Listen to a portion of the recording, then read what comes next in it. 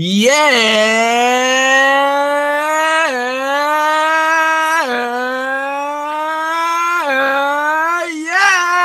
Thank you, everybody, for joining us for another episode of the Keeping Karlsson Fantasy Hockey Podcast, the best fantasy hockey podcast in the world, hosted by two guys who at one point owned Erik Karlsson in their keeper pools. One of them who currently owns Erik Karlsson in his keeper pool and is loving it. That's me. I'm your host, Elon Dubrovsky. With me, as always, fantasy hockey robot himself, Brian Calm. Hello, Elon. Hello, everyone. Great intro. One of your best. If you liked it. Oh, sorry. Hit the thing. Hit the thing. Okay. One of your best. It's gotten me so pumped and ready for another amazing episode of our own podcast that we compliment frequently, but full of all the latest stuff that you want to know about what's been happening in the NHL this week. So much stuff. Yeah, I think we might break the record this week for the most players discussed on a single episode. I have a really long document here with a bunch of players. So, Brian, we've got to get right to it. But before we do that, let's mention another place where you could find a whole ton of players talked about is at dobberhockey.com, which is the proud presenter. No, wait. Which is the presenter of our podcast. And we're very proud to be able to say that because they have all the information that you need to be successful in your fantasy hockey league. Articles every day. I use the goalie post for starting goalie notifications. I use the line combinations to prepare the show and to check like mid-game. I like to know who's playing with who. It's very useful. All the tools are there in Frozen Pools. Check it out, dobberhockey.com. It's great.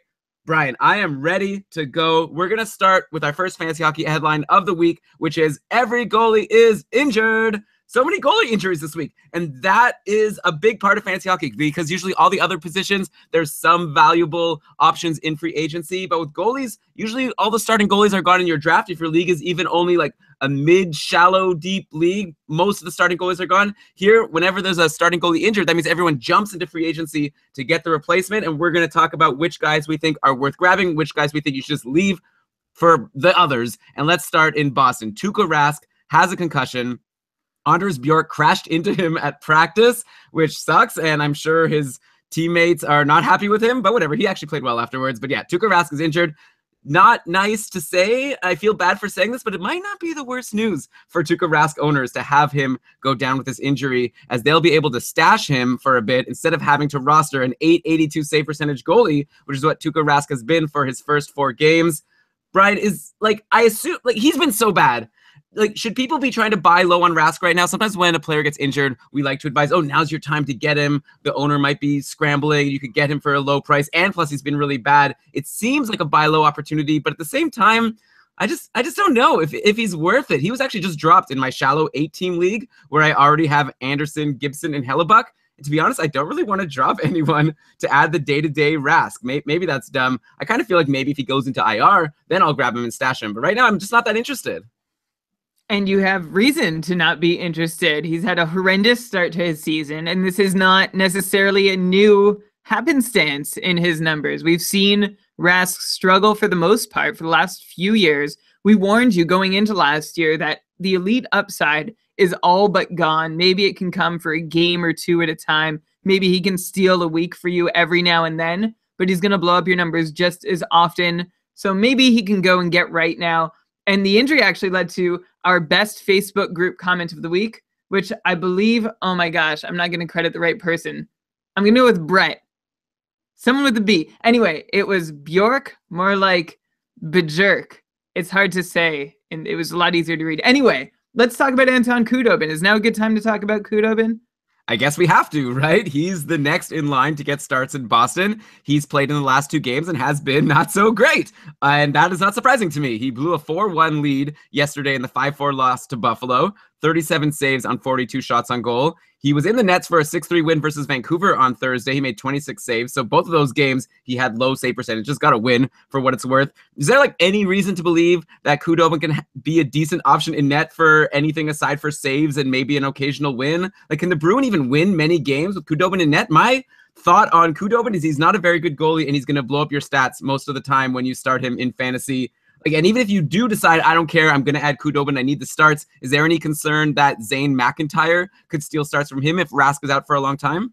Yeah, there's a lot of trouble brewing in Boston's crease these days, with Khudobin being right now the last line of defense. He faced a lot of rubber the other night, but it's still no excuse to give up as many goals as he did. just to go by his recent record, he's been the goaltender of record 23 times in the last 2 years, plus a few more times this year so far.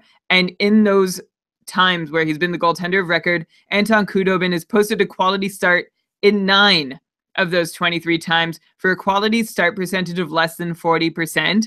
Those are about your odds of him helping your team if you start him, or him helping the Bruins if they decide to start him. As for Zane McIntyre, I don't think he's much of a challenge. He's been around long enough in Boston that they must know what they have with him, and they still have never really wanted to promote him to the backup job. He's only seen 5 games of action so far this year between ECHL Atlanta and AHL Providence. I suppose he could take starts because Khudobin is not an unbeatable opponent in that crease, but I imagine the Bruins think that they're both. But I imagine the Bruins think their best hopes for winnable goalie performance are going to come from Khudobin, as unfortunate for them as that might be. Yeah, could be a rough road ahead for the Bruins. Not like Tuukka Rask was making it that much easier for them. Anyway, they only play Thursday and Saturday of next week for what it's worth, so that might be another reason to not rush for Khudobin. Maybe there'll be some news that Rask is better by then. We'll have to wait and see. Anyways, that's not the only outjury news in Boston. Spooner and Krejci also are injured. Spooner for a while. Krejci could even be back by Thursday. Adam McQuaid is out as well for 8 weeks. But on the positive side, some light at the end of the tunnel. Patrice Bergeron is back, as is David Backes. And that's great, especially getting Bergeron back. That's huge for the Bruins. He had a goal and 3 assists in his return versus Vancouver, 6 shots on goal, no points and 3 shots on goal yesterday in the game versus Buffalo.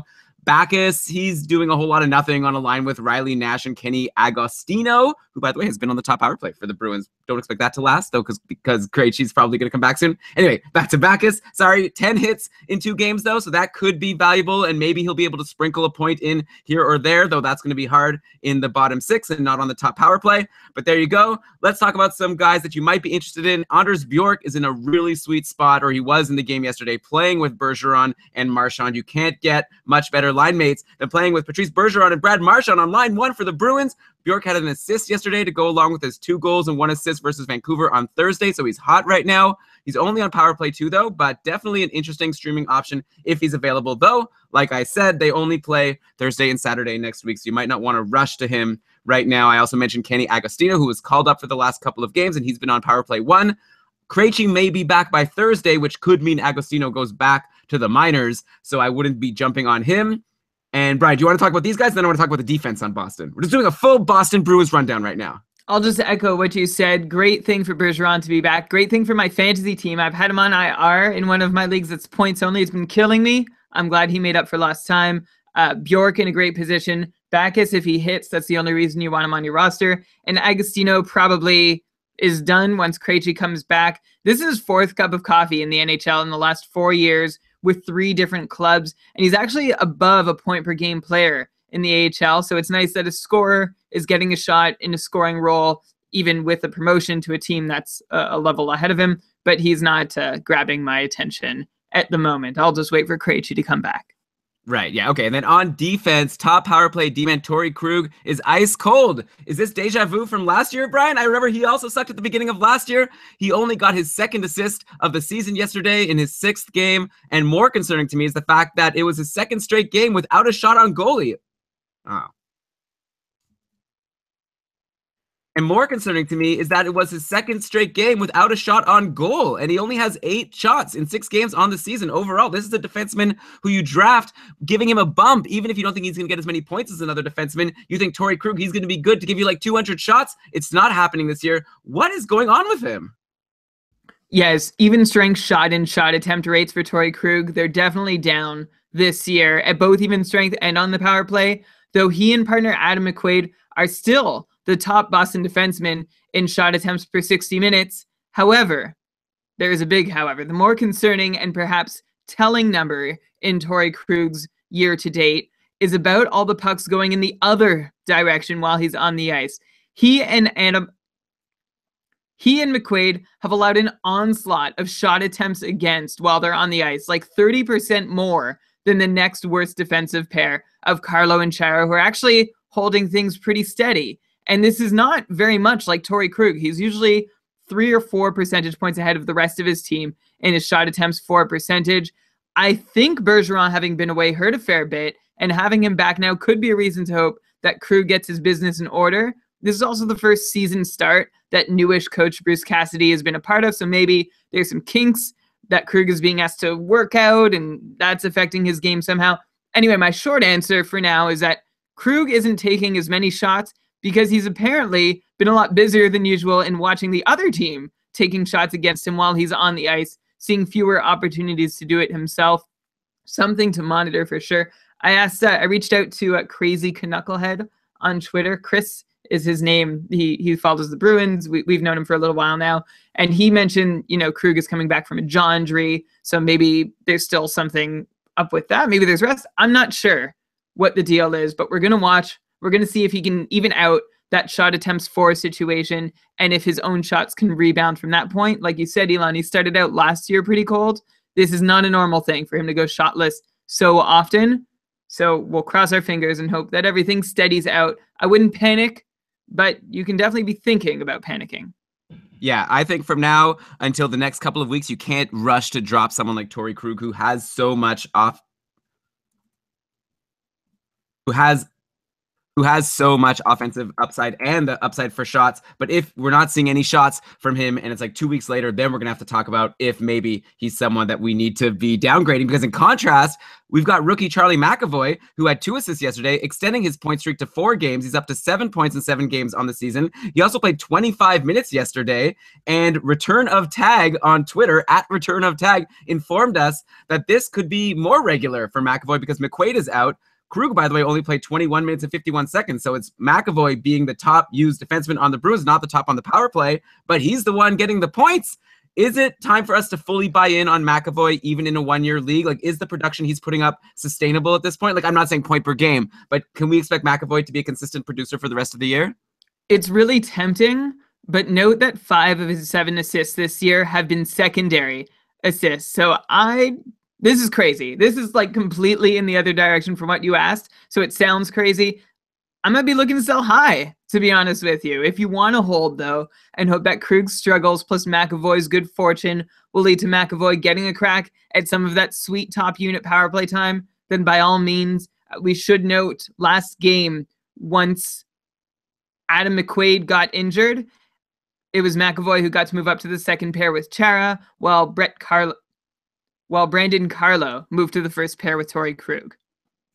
All right, so that's enough Bruins talk for today. We'll have to keep watching these situations, the goalie situations and the defense situations specifically. Brian, like I said, lots of other goalie injuries to get to. Rask isn't the only starting goalie who got injured last week. Let's talk about Corey Schneider, who has a lower body injury and was put on the IR by the Devils. It's worth noting that New Jersey only plays on Thursday and Friday of next week, so he could be eligible to come back by then. Actually, let me just fact check that. For some reason in my head, I feel like I thought they were playing on Friday, Saturday of next week. Just don't want to give bad info there. That would be a big mistake. I'm right. It is Friday, Saturday. What was I thinking? Phew. Okay. I'm just going to start that whole section over. Sorry, everybody in the chat room for that. Okay. All right, enough Bruins talk. Let's talk about another goalie who is out, another starting goalie. Though on the other side of Rask, this one's been pretty good. Corey Schneider, though, he's out with a lower body injury. He was put on the IR by the Devils. It's worth noting that New Jersey only plays on Friday and Saturday of next week, so it's possible that Schneider could come back by then and only have missed the 1 game from this week. Schneider has started the season off strong, or at least he did start the season off strong with 3 straight wins, all with save percentages of like 920, 940, 976, like 3 really good games. But his next 3 games were all sub 900 save percentage games, and he's now at a kind of sad 907 save percentage on the year. Assuming Schneider comes back healthy, which I think he will from everything I've seen, what should his owners expect from him moving forward? You believed in him all of last year, even when he was struggling, and then he started this year strong, and I thought, look at that, Brian called it again, but now he's been struggling a little bit. Of course, we're only 6 games into the year. What's your take on Corey Schneider at this point? My take on Schneider is that I'm happy to have seen him string 3 games together of good numbers, which by my count, he only managed to do on 2 separate occasions last season. And one of those occasions was games 3, 4, and 5. So I hope that's not an omen that he did it last year, and then we saw how the rest of the year went. I've liked New Jersey as a dark horse. Schneider's upside is a big reason why I feel that way, but I'd still be wary of expecting more than average save percentage from him. He did begin his Devils career with 2 seasons in the mid 920s, which are already forgotten for the most part. He had a 925 and a 924 in back-to-back years. But something definitely looked off last year. And we heard Nick Mercadante say on the Hockey PDO cast a little while back that Schneider may not be able to reach those heights again after having to change his game up a bit after he was getting over an injury, and it's changed the way he's played a little bit. You also have to remember that the Devils' defense core is barely serviceable. They're a bottom 10 team in score-adjusted shot attempts for percentage. And if you asked me at the start of the season if that would be the case, I'd say no, they'd be a bottom 5 team. So I guess they're doing okay so far. If you're looking at Schneider for your fantasy team, I'd have him as a good number 2 option, an even better number 3 option, but probably not the guy you want to be your number 1. Okay, and then with Schneider out, again, just like in Boston, we have to look at the backup. Keith Kincaid has now played 2 games plus a period, and he's doing well. So it's a complete opposite story for the Devils. Kincaid has a 932 save percentage now on the season. Who are you liking between Kincaid and Khudobin for as long as their respective starters are out? And again, I'll repeat, Schneider might not even be out, but if they're both out, who would you grab? I will stick with Anton Khudobin above Keith Kincaid, not because I have any more faith in Khudobin, but because I think he'll have a better shot at getting the win when he does manage to turn in a decent performance compared to Kincaid. Also, Kincaid... Oh, no. Sorry. Nothing. Okay. And Brian, since we're on the Devils, let's check in on a couple of rookies. Will Butcher is now pointless in 2 straight games. He did have 5 shots on goal versus San Jose in the last game, and that was actually pretty surprising since he's only had 0, 1, or 2 shots in all the other games. Not much has changed. Not much has changed with Butcher's deployment, low even strength ice time, but lots of power play time. So we'll have to keep watching. Obviously, 2 pointless games is no reason to freak out, but we already said that we weren't going to expect Will Butcher to keep doing what he was doing at the start of the year. So let's see how long this pointless streak goes. Hopefully he'll break it next week on Friday. Tough guy, though, to hold all the way from now until Friday, when if he's like your bottom defenseman and you could get maybe 2 or 3 games from someone else in a streaming spot. I don't know. I'll leave that decision up to you, the listener. Another rookie, Nico Hischier, had a 3-game point streak ended in the 3-0 loss to San Jose on Friday. Overall, though, he's having a great start to the year. He has 7 points in 8 games. His ice time has been increasing each game, and his power play time is solid. Hischier played with Hall and Stafford last game. Going into the year, I feel like most people were seeing Hischier as like a approximately like 40-point guy, maybe 45. Should we be bumping him up to a likely 50-plus guy at this point? Hischier's due for some regression in his on-ice shooting percentage, but deployment and talent seen so far on the ice, that makes me think he does have a legit shot at still getting to 50. Okay, and then one last piece of Devils news. I saw that Palmieri was injured in practice today, and like I said, they don't play till Friday, so maybe he won't miss any time. But if he's out, maybe take another look at Jesper Bratt, who we said you could drop last week. But before when Palmieri missed a game, Bratt went into his spot in the lineup and did really well. So maybe that could happen again. So watch him for like a last-minute ad if Palmieri still is out come Friday. I was chirped by my opponent in the cupful this week, Ricard, who is also Swedish, and he did not appreciate the way that I was pronouncing his name, Bratt. I just think Bratt sounds so crass. But that's what he encouraged us to do. Anyway, all that to say, I'm a pretty solid meh on Jesper Bratt. I'm not going to rush out and get him. I wasn't sold on him the first time around. No more sold on him until further notice. Ah, Brian, why didn't you tell me? Like, I was calling him Jesper Bratt, and then you were using this pretentious way of calling him Jesper Bratt, and I wanted to follow along and sound smart like you, and now I sound like an idiot. All right. I guess I just kind of thought that Bratt was the worst. Okay, that's pretty good, actually. Okay, Florida, Luongo is on the IR after suffering a hand injury in Friday's game versus Pittsburgh. Could be a Rask situation as he only has a 905 save percentage overall and 1 win in 4 games. And by that, I mean you're not so disappointed to have him injured if he's on your team. Could be handy to just be able to stash him in a league. All these guys who you're just not disappointed at all to have them injured. You're right. You've got a point. When there's someone underperforming on your team and they go down, it's like, maybe they'll be better when they get back. I don't have to drop them now, and I can still add somebody who's definitely doing better from free agency. Well, Brian, I got to tell you, when I saw that Kyle Palmieri got injured in practice today and the Devils don't play until next Friday, I have Palmieri on my Keeping Karlsson Ultimate Patron Fantrax League team, and I was very happy about that. I hope he won't be out long, of course. I hope he'll be back on Friday, but in the meantime, I could stash him in IR, and I could pick up a couple people to play for me during the week. So sometimes an injury isn't the worst thing. But anyways, it's definitely not the worst thing for James Reimer owners and maybe James Reimer himself, because it's a great opportunity for him with Roberto Luongo injured. Reimer could take over just like he did at the end of last year, and he did really well. He's already started off great. He had a huge 41 save, 4-1 win in Washington yesterday, which brought him up to a 915 save percentage after 2 sub-900 starts to start the year.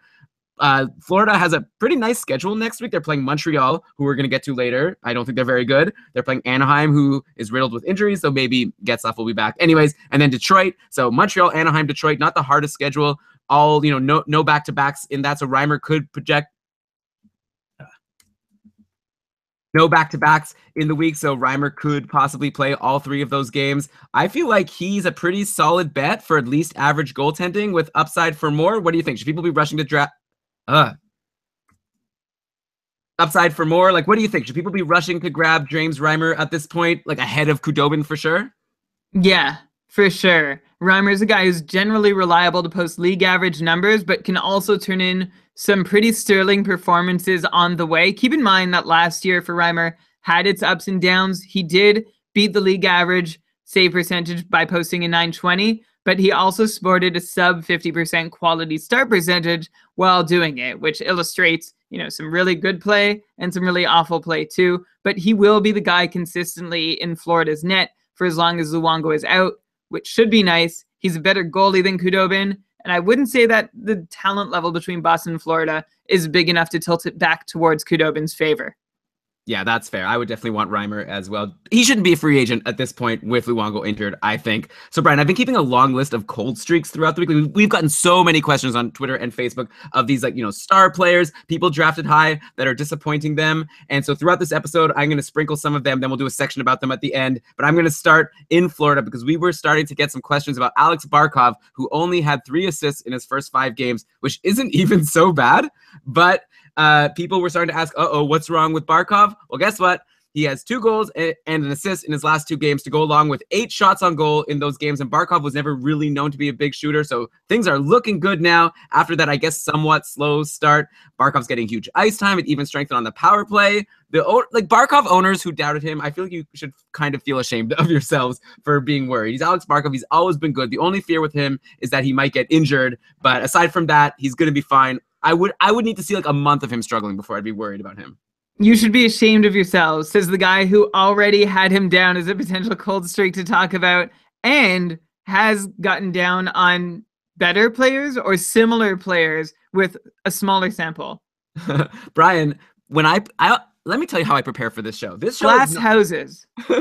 When I bring up a player in my cold streak section, it doesn't always mean that I think that this player stinks. It just means that people are worried about him and we need to reassure them or tell them they're correct. I wrote him down because we got a question about him. I love getting questions from our listeners from, Twitter at Keeping Karlsson. Tweeted us if you have a question. Your question could get on the show, just like this one about Alex Barkov, even though we didn't even really ask a question. I just shamed you. But okay. Another player on Florida who was having doubters was Dadonov, who he had 2 straight scoreless games. Right? It's nothing. He had 2 straight scoreless games after starting the year strong. And then people were like, oh, what's wrong with Dadonov? We should get rid of him. Anyway, he had a power play goal and a power play assist yesterday. 4 shots, 20 minutes plus of ice time. He's still on the top line and top power play. There's been some murmurings. Maybe every once in a while he'll switch to line 2, but he'll still be on the top power play. Again, maybe not a month, but I need to see at least 2 weeks of nothing or a drop in him, in terms of his deployment, jumping out of the top 6 or being off the top power play before I'd consider changing my mind about Dadonov. I still really like him. He's my breakout guy for this year. Hashtag Team Dadonov. He's now up to 7 points in 7 games. I think he's really good, and anyone who got him late in their drafts should be very happy with themselves. As a Dadonov owner in at least 3 leagues, possibly another, I was really, really down on him. He had some games with huge power play time on ice, and he didn't even get a shot on goal. He had just 3 shots over the 3 games prior to the one where he just got 2 points. He had been scoreless in 3 of 4 games. There was a lot of ways to slice disappointment for Dadonov, so it's nice to see him break through last night, and I hope he can do that more regularly than he has so far. I need more regularity from a guy who's still proving himself. I guess so. Proving himself to you. I think he's great. He did well in the KHL. Anyways, no time, Brian. Let's go to Vegas.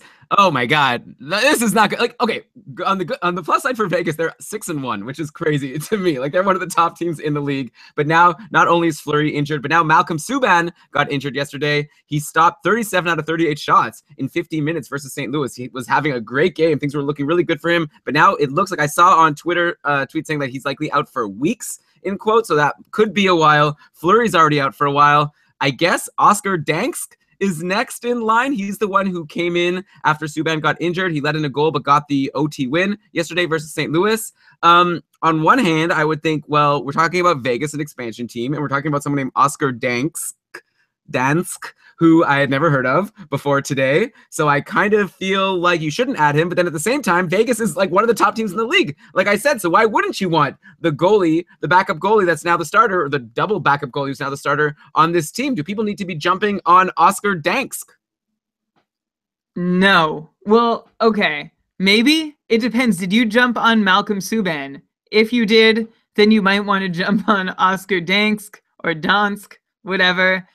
If you did not jump on Malcolm Subban, then probably not. The only other option in Vegas right now is Maxime Lagacé, whose name we're butchering for 2 weeks in a row, who sports an .870 save percentage in 3 AHL games so far this year. And you're like, well, Dan has to be the automatic candidate. He was actually worse in his 1 AHL game so far. He posted an .833 and a goals against over 5. I have no idea who between them is more capable of getting the games, and I'm willing to venture that Vegas also has no idea. But I will give the slight edge to Oscar, I guess, based on him having succeeded back in that 2014 World Junior Championships when he started for the Swedish team that won silver. And he also has a small draft pedigree that Lagacé doesn't. He was picked 31st overall by Columbus back in 2012. And the big answer at the end for me is Vegas has to be looking elsewhere, right? I wonder if Steve Mason's available. I don't think Vegas would take on that Steve Mason contract the way he's been playing. Was it like $4 million a year for the next two or 3 years? I don't think so, Brian. But does Vegas really care? I don't think they came into the year expecting to be like a playoff competing team. So maybe they don't mind. They'll get to see how Oscar Dansk, I'm seeing in the chat room here that I should be calling him Dansk. I'm sorry. Maybe he'll prove himself so well this week that we'll know how to pronounce his name by next week. But yeah, like maybe they just want to see how their goalies do, and what's the big deal? Maybe his play this week will make adding him next week a slam dunk. Great. Okay, you're on fire today, Brian. I guess let's talk about Vadim Shipachyov. We talked about him last week and probably the week before, but he scored in his first game back, but has done nothing in the 2 games since. He's only been playing 10 to 11 minutes a game, which is surprising to me considering a lot of people thought he'd be their main guy coming into the year, coming in after being really successful in the KHL. I feel like at this point, it's probably safe to call Shipachyov a snoozer and drop him until his role increases. Like if someone's holding on to Shipachyov, it's for potential, not because he's shown anything. And it's like, it's not even like a guarantee that he was going to be really good. So I feel like you could probably drop him until at least you see his ice time go up. Sure. In leagues that aren't all that deep, you can let him go, but definitely keep him on your watch list. He is still going to lead Vegas in scoring by the end of the year. Mark my words. Just a matter of getting him at the right time. By the way, another time where I may have had the right pronunciation in the first place. Dave is saying in the chat that he totally made up the Dunsk pronunciation. Maybe it is Danks. We'll find out for next week, okay? One more player on Vegas I'll bring up. Riley Smith. He had a goal and 2 assists yesterday. He had a goal and an assist versus Buffalo on Tuesday, so he has 7 points in his last 5 games. He played almost 22 minutes yesterday on the line with Oscar Lindberg and William Karlsson. And by the way, William Karlsson, namesake of our podcast, 4 points in his last 3 games. David Perron has 5 points in his last 7 games. Alex Tuck, who got called up with Shipachyov, he had 3 points in his first 2 games, nothing yesterday, and only 8 minutes and 49 seconds of ice time. So that makes me a little less interested in Alex Tuck. But like, there's a lot of potential interesting streaming players on this Vegas team who are producing. Brian, assuming you think James Neal is the #1 guy on Vegas to own right now, which I think you probably do, who's number 2? Vadim Shipachyov. I guess I showed my cards a little early. In the meantime, while we're waiting for Shipachyov's ice time to go up, my answer is the Vegas player you want most after James Neal is whoever scored for them in their most recent game. Honestly, there's not anyone on that roster who's really looking like they're going to be worth something for very long. So yeah, in the long view, I'll still take Shipachyov in the short term, again, whoever just scored, Elon, what do you think? Who's your number 2? Maybe Riley Smith right now because he's on a hot streak, like you said. It's tough. That's why I was asking you. I really don't know these lines. Like none of these lines jump out as being like so amazing. Like I would think, I guess James Neal is doing really well, so I would think maybe you just want whoever's playing with him. In the last game, that was Cody Eakin and David Perron. So maybe David Perron, who I mentioned being hot, maybe him or Smith, or just go for someone on another team because who knows how to predict these guys. But at some point, we have to start taking them seriously if they keep winning and scoring all of these goals. But this will not be that week. Brian, I still have more. Okay, one more goalie injury, and then we'll move on to some other injuries. Antti Ranta, he's still injured. He was injured last week, but he could be back by next week. But man, Arizona's 0-7-1 at this point. So is Antti Ranta even that valuable? We thought going into the year that he was a good goalie coming from the Rangers and, to a team that we thought would be much improved with like improved defense. And they also got a new scorer in Derek Stepan and Clayton Keller was coming up. And Clayton Keller has been really good, by the way. He's up to 8 points in 8 games and has 30 shots. So he's been awesome. But like, how good is owning Antti Ranta right now? Should people be giving up on him just because Arizona's so bad? Or at this point, he's coming back from injury, maybe buy low now because he could still do something and help turn this ship around?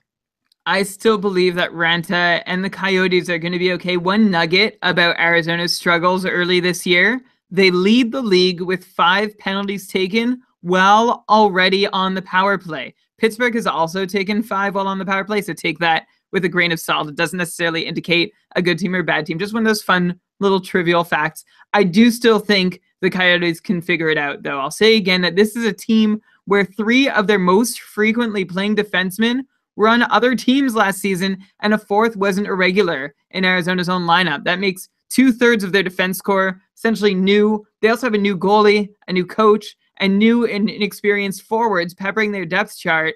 They deserve some rope to try and get it right. I know it's been terrible. 8 games. You wonder if Ranta could have helped them win one by now had he stayed healthy and played in one of the last 3. I think once he comes back, it's going to be a big boost. They'll figure things out. They'll be okay. I'm actually trying to figure out, Elon, where I've got Arizona and Buffalo. It's 2 teams with goalies that we were getting excited about as having upside on teams with high upside, but are both really struggling out of the gate. Yeah, I feel like Arizona looks like they have better defensemen than Buffalo. So I think I would want Ranta above So I think I'd want Ranta above Robin Lehner right now. We'll have to see, but I agree with you. I think now's maybe a good time to grab Ranta off of free agency if he was dropped, and maybe he'll be able to go on a nice run once he's healthy. And like I said, Clayton Keller's been so good. I feel like at this point, if he's still a free agent in your league, that's crazy. Like even in a 1-year league, I feel like he's a must own. All these shots on goal is not something I expected. 30 shots in 8 games. That puts him like in the top 20 or something. He's really high. So I think he could hit 60 points this year. Do you want to just go to the ad now? No, I'll go quickly. I love how many shots on goal he's taking too. He ranks 25th in the league in shot attempts per 60 minutes. 60 points may still be jumping the gun. Not to say he can't do it, but I'm more comfortable having him past 50, but closer to 50 than 60. All right, Brian, I'd be probably willing to bet you on that. I think he's going to hit 60 or at least be closer to 60 than 50. So I guess we're talking plus or minus 55. Let us know. Tweet at us at Keeping Karlsson. What do you think? Are you team Elon or team Brian for if you think Clayton Keller will be above or below 55 points? Brian, if you like talking about how many points a player is going to get, which of course you do, and you like thinking about it, you're listening to this podcast, you play fantasy hockey, you could do that every night playing with our sponsor, FanDuel. It's a daily fantasy hockey site, and it's a lot of fun. Contest starting at just $1. You get to basically draft a whole new team every night. You pick which players you like. You could look at who they're playing. You could do this fun strategy where you take a bunch of players from a team where you think they're playing a really bad team. I actually did this. We have our Keeping Karlsson FanDuel League, which we run every week. We'll tell you about it in a second. And I made an entry last week where I matched up. And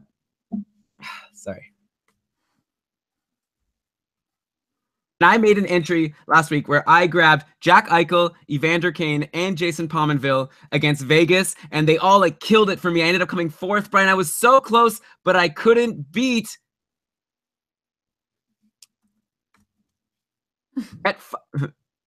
Get Fighted, who I don't know who that is, tweeted us, Get Fighted, and let us know who you are so we could give you credit. Great job to you. I was like 6 points behind. I made so many dumb choices. If only I would have not played Evgeny Dadonov in that one game where he was bad, he had 0 points. Or I played Steve Mason in net because I just wanted a really cheap goalie. That was dumb. He sucks. I'm never going to do that again. But I get another chance. I don't have to be stuck with Steve Mason on my team for the rest of the season when I play FanDuel, because you get a new roster every day. So if you want to join us, the listeners of Keeping Karlsson, in our weekly FanDuel league, check out keepingkarlsson.com/FanDuel. Actually, I'll say that again. Check out FanDuel.com/Karl, Karl, and you could join our league. And also, when you sign up with FanDuel, you get an even bigger bonus. You do. New users are going to get free entry into their NHL breakaway. That means there's thousands of dollars in cash prizes guaranteed to pay out when you make your first deposit on FanDuel. Just visit FanDuel.com and sign up with the promo code Karl with a K. That's FanDuel.com, promo code Karl. Void where prohibited. Very important to say that, right? We need some legalese in our podcast. Like, our advice is void where prohibited. That makes sense. Totally. Even? We cannot be held responsible for, no, cut that out. Can you imagine if someone's, I'm not going to cut it out. Could you imagine if someone sued us because we gave them bad fantasy advice, like on Twitter, and cost them like $1,000 in their league? Well, now we can just tell them that our advice was prohibited where they were, and so it was void, and they shouldn't have followed us. There you go. But everyone else, I hope you like our advice. My advice should have been prohibited in last week's listener competition. I went heavy on the Senators, who got shut out. The only accurate thing I can say about my standing is that I did not finish last.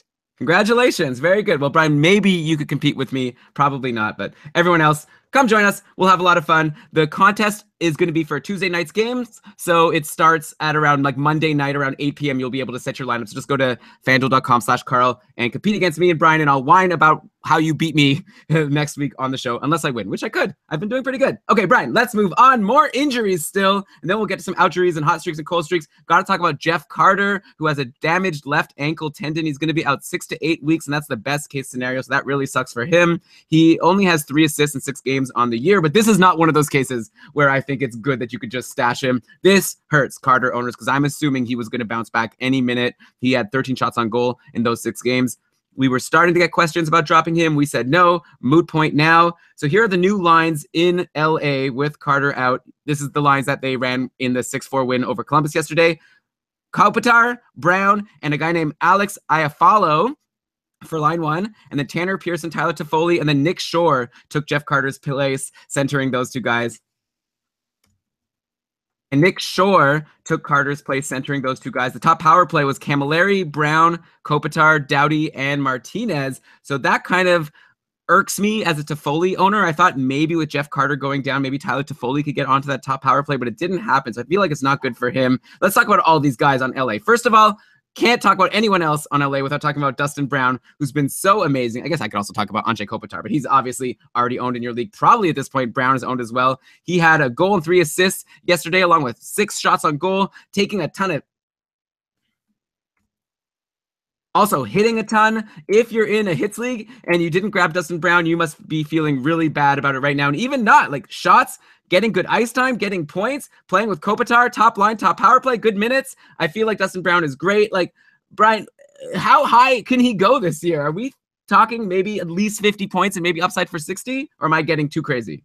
At least 50 points seems like a given if this keeps up.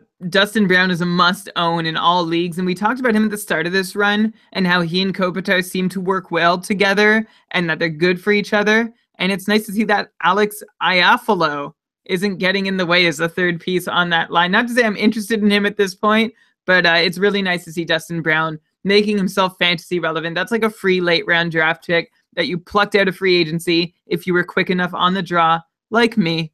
Good for once, you. I'm actually never the guy who buys in early, unlike someone who's had 30 points in the last 3 seasons. I don't even think I realized it. I just wanted shots. Well, you got him, and I'm sure you're going to be holding on for now. So, Brian, why are you throwing shade at Alex Iafallo? It seems like a really good spot playing with Kopitar and Dustin Brown right now, and he had 2 assists yesterday. He was +6, 3 shots on goal. Nothing much before then. Is he not someone that you're looking at in maybe a really deep league to grab because he's on that good line? Yeah, sure. In a deep league, possibly. He is a deeper ad, though. He's not someone I'd stream out. Anyone who's already seeing top 6 or top power play time, who's been an established 50-point player. Yeah, okay. And then there's actually another guy on LA who's somewhat producing that I had never heard of, a guy named Oscar Fantenberg on defense. He has assists in 4 straight games now. The main guys on LA are Muzzin and Martinez. Muzzin's been on a really nice hot streak, and Martinez, like I said, is on the top power play and getting a bunch of blocks. So those guys are the defensemen you definitely want most on LA. But it seems like at this point, next is this guy, Oscar Fantenberg. How is he getting these assists? Is this just luck, or is he an actually good offensive player? Hard to say at this point. He's in a good position, which is nice. Still going to be in a good, it's lasted for a few games. So as long as he's in there, I'd probably qualify him similarly to Iafallo. Okay, reasonable. And then, Brian, what about Toffoli owners like myself in a couple of leagues? Should we be concerned at this point, losing Jeff Carter and not being on the top power play? That's a double hit. He has 5 points in 7 games, which is okay. 27 shots, which is great. Still kind of feels like a tough own moving forward if his center is going to be Nick Shore and, I guess related, Tanner Pearson. I think he's probably a snoozer right now. If you still have Tanner Pearson, he's not playing with Jeff Carter, you could probably forget about him. He only has 3 points in 7 games. Sure, and going back to Toffoli, his owner should definitely be concerned. The nice thing is that Toffoli's still presently putting the puck on net at a rate higher than he ever has before. His shot attempts per 60 are up. His shots on goal per 60 are way up. The not nice thing is his center is not Jeff Carter and is instead Nick Shore. I'd hang on to him if I own him in a league that counts shots. I'll hang on for as long as he's firing shots on net, but his value definitely takes a hit with that line mate downgrade. Okay, one more player on LA I want to run by you. Mike Camilleri. He was scratched for a couple games, but then he scored 2 goals and 2 assists versus Montreal on Wednesday, and then had an assist yesterday versus Columbus. He's getting low ice time. He's in the bottom 6, but he's on the top power play. At least he was in the last game. Kind of seems like a Sam Gagner from last year. Is Camilleri worth a stream this coming week, considering LA plays 4 times? We were thinking that he would be the Dustin Brown on LA this year, but Dustin Brown has taken that role, or has Brown become the Camilleri? In any case, we thought Camilleri was the one who is going to help get Kopitar going after last season. Hasn't been the case, but at least he's gotten himself going now, and you can stream Camilleri for sure. I'm kind of thinking that he's what the Kings had hoped Marian Gaborik would have been for them for the last couple of years. I still don't know that Camilleri is going to reach the 55-point pace that Gaborik did at his peak with the Kings, but for now you can stream him. Proceed with caution. Watch his ice time very closely. Brian, let's say you have to set your lineup for a weekly league and you're deciding between Camilleri and Alex Iafallo. Who are you going with? Points only. Camilleri. Okay. All right. Next injury, Matthew Perreault. Wait. I wanted to say, how about you? Oh, I'm going to say Iafallo. I'm a sucker for a top line guy. Well, no, hit the thing. Hit the button. Oh, not the bell? No, the edit point maker. Oh, I think it would have been. Okay, I hit it. All right, go ahead. How about you? I think I would go Iafallo, actually. I'm a sucker for a top-line guy. It could really go either way. They could both end up doing nothing. Okay, next injury, Matthew Perreault is projected to miss 4 weeks with a lower body injury on Winnipeg. That sucks. He always gets injured. But the big winner here is Kyle Connor, who got called up from the minors and put right on a line with Scheifele and Wheeler. I said before about playing with Bergeron and Marchand.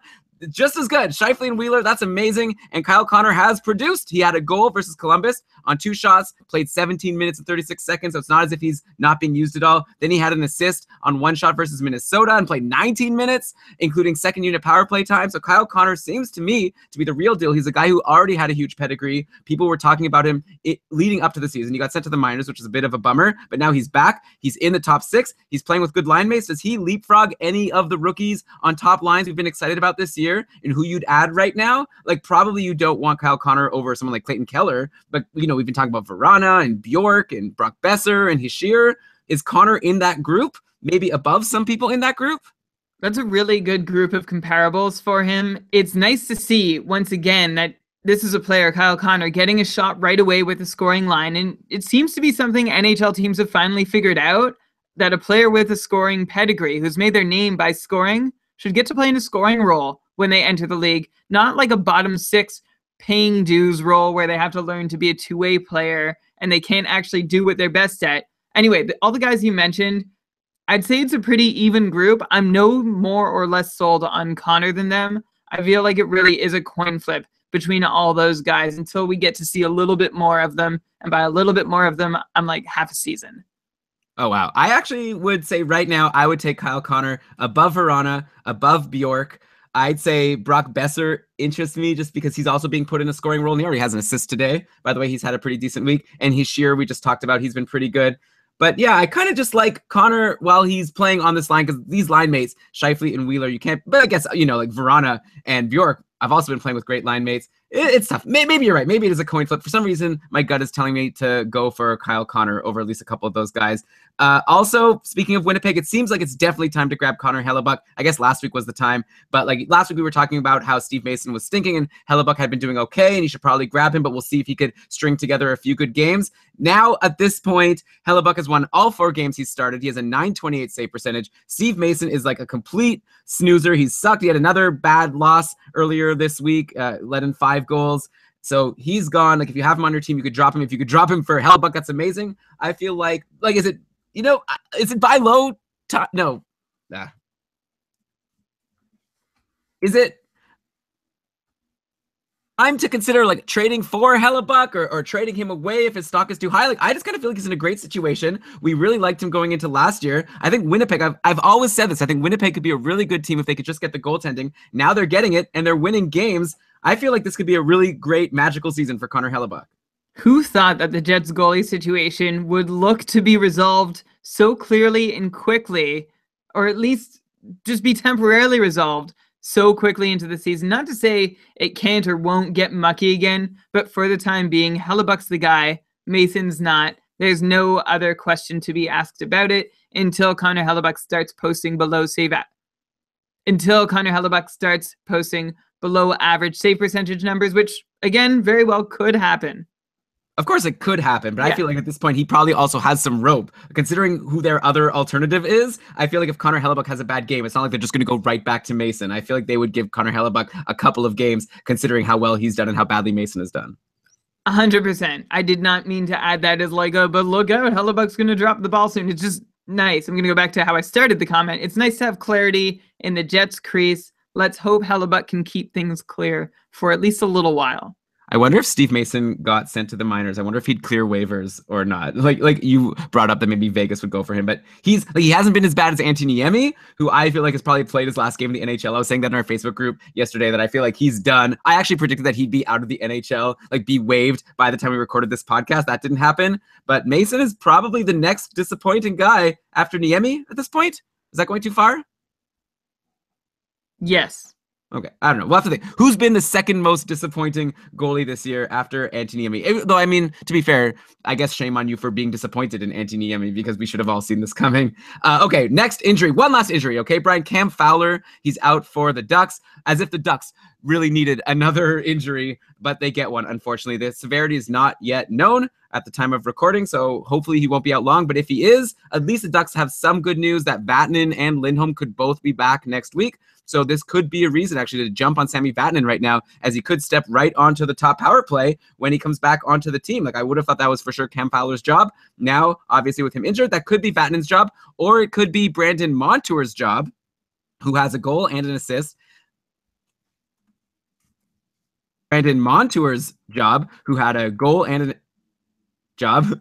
He had a goal and an assist in the 6-2 blowout of the Habs on Friday. He jumped right to the top power play when Fowler went down.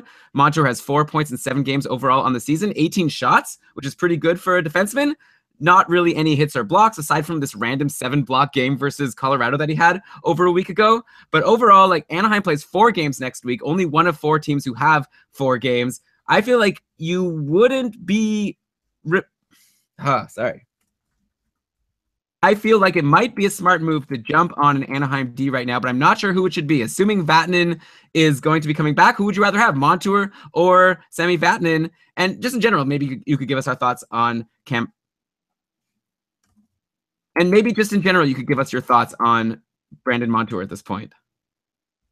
You good with that? Should I just do the whole thing over again? It's up to you. You just didn't sound so like at the end, I didn't know that you were feeling good about it, but it's good with me if it's good with you. We'll make it work. Okay. Also lean Sami Vatanen once he's back, but in the meantime, Montour does make a reasonable add if you're in need of defense. Also worth mentioning, Josh Manson on the Anaheim blue line. He had 7 shots in that wild game against Montreal over the weekend. He's the son of former NHL journeyman Dave Manson, for anyone who's interested in that sort of thing. He has 4 assists in 7 games played, which is the same amount of points as Montour, but also helps you more in peripherals. He was averaging 2 shots on goal per game, even without that 7-shot outburst. And on top of that, he'll give you at least a couple hits and nearly a couple blocks each game. He also had season-high ice time last game, so he might have a smaller role than Brandon Montour. It might be, or it might appear that he has a smaller role than Montour, but the peripherals are there, and you know he's going to help you even if he doesn't put in points. Yeah, I guess if you want to grab an Anaheim D, maybe wait until practice lines before the next game and see who's on the top power play, then jump on that guy. By the way, like I said earlier, Ryan Getzlaf was practicing on Saturday with Corey Perry and Rickard Rakell, so it looks like Getzlaf will be back, and he'll hopefully help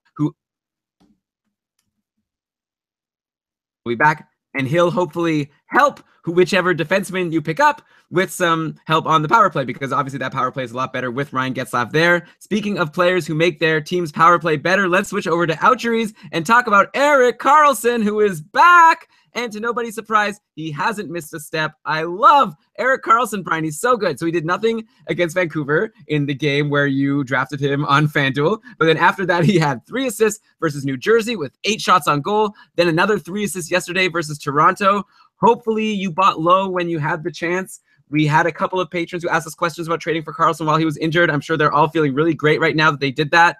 To make the most minor of nitpicks, Karlsson only has blocked 1 shot in each of his 3 games. This is a guy who was second in the league overall in blocked shots last year. Should we assume his blocking days are over now that he had this injury? Like, I feel like they definitely should be. Like, let Cody Ceci take care of the blocks moving forward. I don't want Erik Karlsson going anywhere near an opportunity to get injured.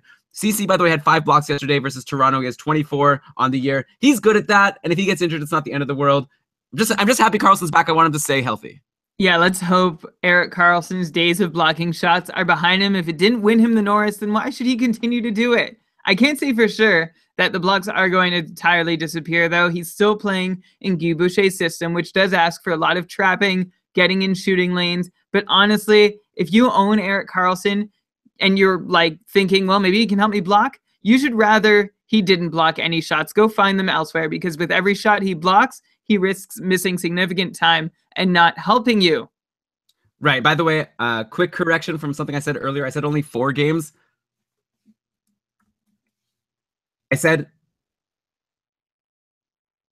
Right, and a quick correction from something I said earlier. I said only 4 teams are playing 4 games next week. It's actually 5 teams. The Ducks, Pens, Kings, Canes, and Flames all playing 4 times next week for any of you that are riding the stream game. Thanks, Dave, in the chat room. Okay, Brian, let me go to an injury now on Ottawa. Oh, sorry, my bad. You said the Jets, right? Those are the teams other than the Jets? Jets aren't playing 4 games. Are you sure? Oh, yeah, sorry. Okay. Good job. Let's go to an injury now on Ottawa. Bobby Ryan has suffered a broken index finger. That happened in the game yesterday. He should be out for around a month. That's a shame because he had 6 assists in 8 games. Looked like he was maybe bouncing back after that horrible year last year. Could be an okay stash, by the way, if he's available in free agency. Maybe you could pick him up, throw him in an IR spot. I don't know. Anyway, this could maybe open up the door for Mike Hoffman to jump back into the top 6 after spending time on the Pajot-Pyatt line yesterday. Bobby Ryan was playing with Brassard and Stone on line 1, and those are really great line mates right now. Brassard and Stone have both been great this year. They have 10 and 9 points respectively in 8 games, 4 and 3 points in the last 2 games. They've been heating up right now. Obviously, it doesn't hurt that Erik Karlsson is back. Stone is probably already owned in your league. Maybe Brassard at this point is, or maybe not, just because of his dreadful 39-point season last year. Do you think that Brassard can jump back to the 60-ish points that he was putting up back when he was on the Rangers? I just need a quick pause. We had a correction to make about Gerard. Remember, like, he can't be sent down. No one cares. Well, I care about being correct. Okay, well, we'll talk about the Preds next, and then we'll talk about it. You could mention him. Okay, great. I just wanted to find I found it. Okay. But anyways, I asked you if Brassard can get to 60 points again like he used to. And you mentioned that Ryan got injured? Yes. Okay. Before I actually get into Brassard, Elon, do you know how Bobby Ryan got injured? I just know he hurt his finger, his index finger. By blocking a shot. Oh no, why? There's also Malkin last year in the fantasy playoffs, blocked a shot and missed a bunch of games. Yeah, that was the most impactful shot block of the entire NHL season last year. But back to Brassard. While all eyes were on Kyle Turris doing pretty well for a few games, Brassard was the one who quietly started producing also. He now has 2 more points than Turris on the year thanks to his big Saturday night against Toronto. Obviously, there's no way he keeps up his current pace, but he's still looking more capable at this moment than he did at any point last year. So that's nice. 60 points is kind of rich. Those seasons where he got 60 were 2 and 3 years ago. One of them came with a 70-point Rick Nash. I'll give him 55. I like his role in line mates, and at 30 years old, he should still be capable of getting there. Okay, let's go to our next outjury. Roman Josi returned to the Predators after missing 3 games with a lower body injury. He had a goal and assist, 7 shots in his return versus Colorado, no points, 5 shots versus Philly, an assist yesterday versus the Rangers. Just like Karlsson, he's not blocking much anymore, and I feel like his owners shouldn't really complain. And with a huge share of power play time with the red-hot Forsberg, he's a clear elite D option. Nothing really to say about Roman Josi. He's amazing. Though one thing we need to talk about is that Josi's return seems to have hurt PK Subban. Subban had a goal and 6 assists in his first 5 games of the year, but nothing in the 3 games since Josi has returned. Are we now back to the 45-ish point pace PK Subban from last year? He did actually share top power play duties with Forsberg, Hartnell, Johansson, and Josi yesterday, so that's good. But I'd imagine if the Preds decide to bring Arvidsson back to the top power play, it's going to be PK Subban who is the first to get bumped. I've said it before, I'll say it again. PK Subban in a healthy Nashville lineup is a 45-point player. Don't let yourself hope for more. The temptation is there when you see what he did with Josi out, and you pair it with, well, you know, he had 60 points. He had 60 points in years of yore, but he was playing an entirely different role within a different system then. If the Predators can use Subban as more of a forward on the power play to their satisfaction, like as someone who can handle a flank, take shots from there, cycle the puck around, which he probably can, then maybe he can hang on to that top power play spot, but the default still remains 4 forwards, 1 defenseman in Nashville, not including Subban, until we see this for longer. So not really too much reason to get any more excited about PK Subban than you might have already been. And also, while we're on Nashville, Elon, we have a correction to make from last episode. Brandon on Twitter gave us a heads up that we were talking about whether he was going to stick with the team or get sent down. He can't go to the AHL. Who? Samuel Girard. You didn't even mention his name. Okay, I just did. Samuel Girard. No, can you just start the whole quick correction thing over? Okay. And while we're on Nashville, just before we move on, we have a correction to make from last week's episode. Brandon on Twitter let us know Samuel Girard. We were talking about him and what happens to him once Roman Josi returns. Elon, if my notes are correct, we still don't know what's going to happen, but we do know, thanks to Brandon, that he cannot go to the AHL. It's either back to the Q or staying in the NHL for him. They're going to have to make that choice at some point this season, I assume before he plays 9 games or something like that. This isn't that's not a strength of ours to know those eligibility requirements. So yeah, no one cares. Just exposing us for something that we didn't even need to say. But yeah, thank you for the correction, Brendan. Brian, by the way, another outjury is Alex Steen. Here's one I think we're going to agree with and we could get through quickly. He's back for the Blues. He went right to line 1 with Tarasenko and Stastny, which is great, but he's done nothing in 3 games, even on that good line. And it's worth noting that he didn't bump any of Schwartz, Tarasenko, Stastny, or Schenn from the first power play. If people picked up Alex Steen in anticipation of his return, can he be dropped now? Or have you seen anything to indicate that he can still be a 50-plus point guy since he's on the top line? Because I would drop him if he's not a 50-plus point guy.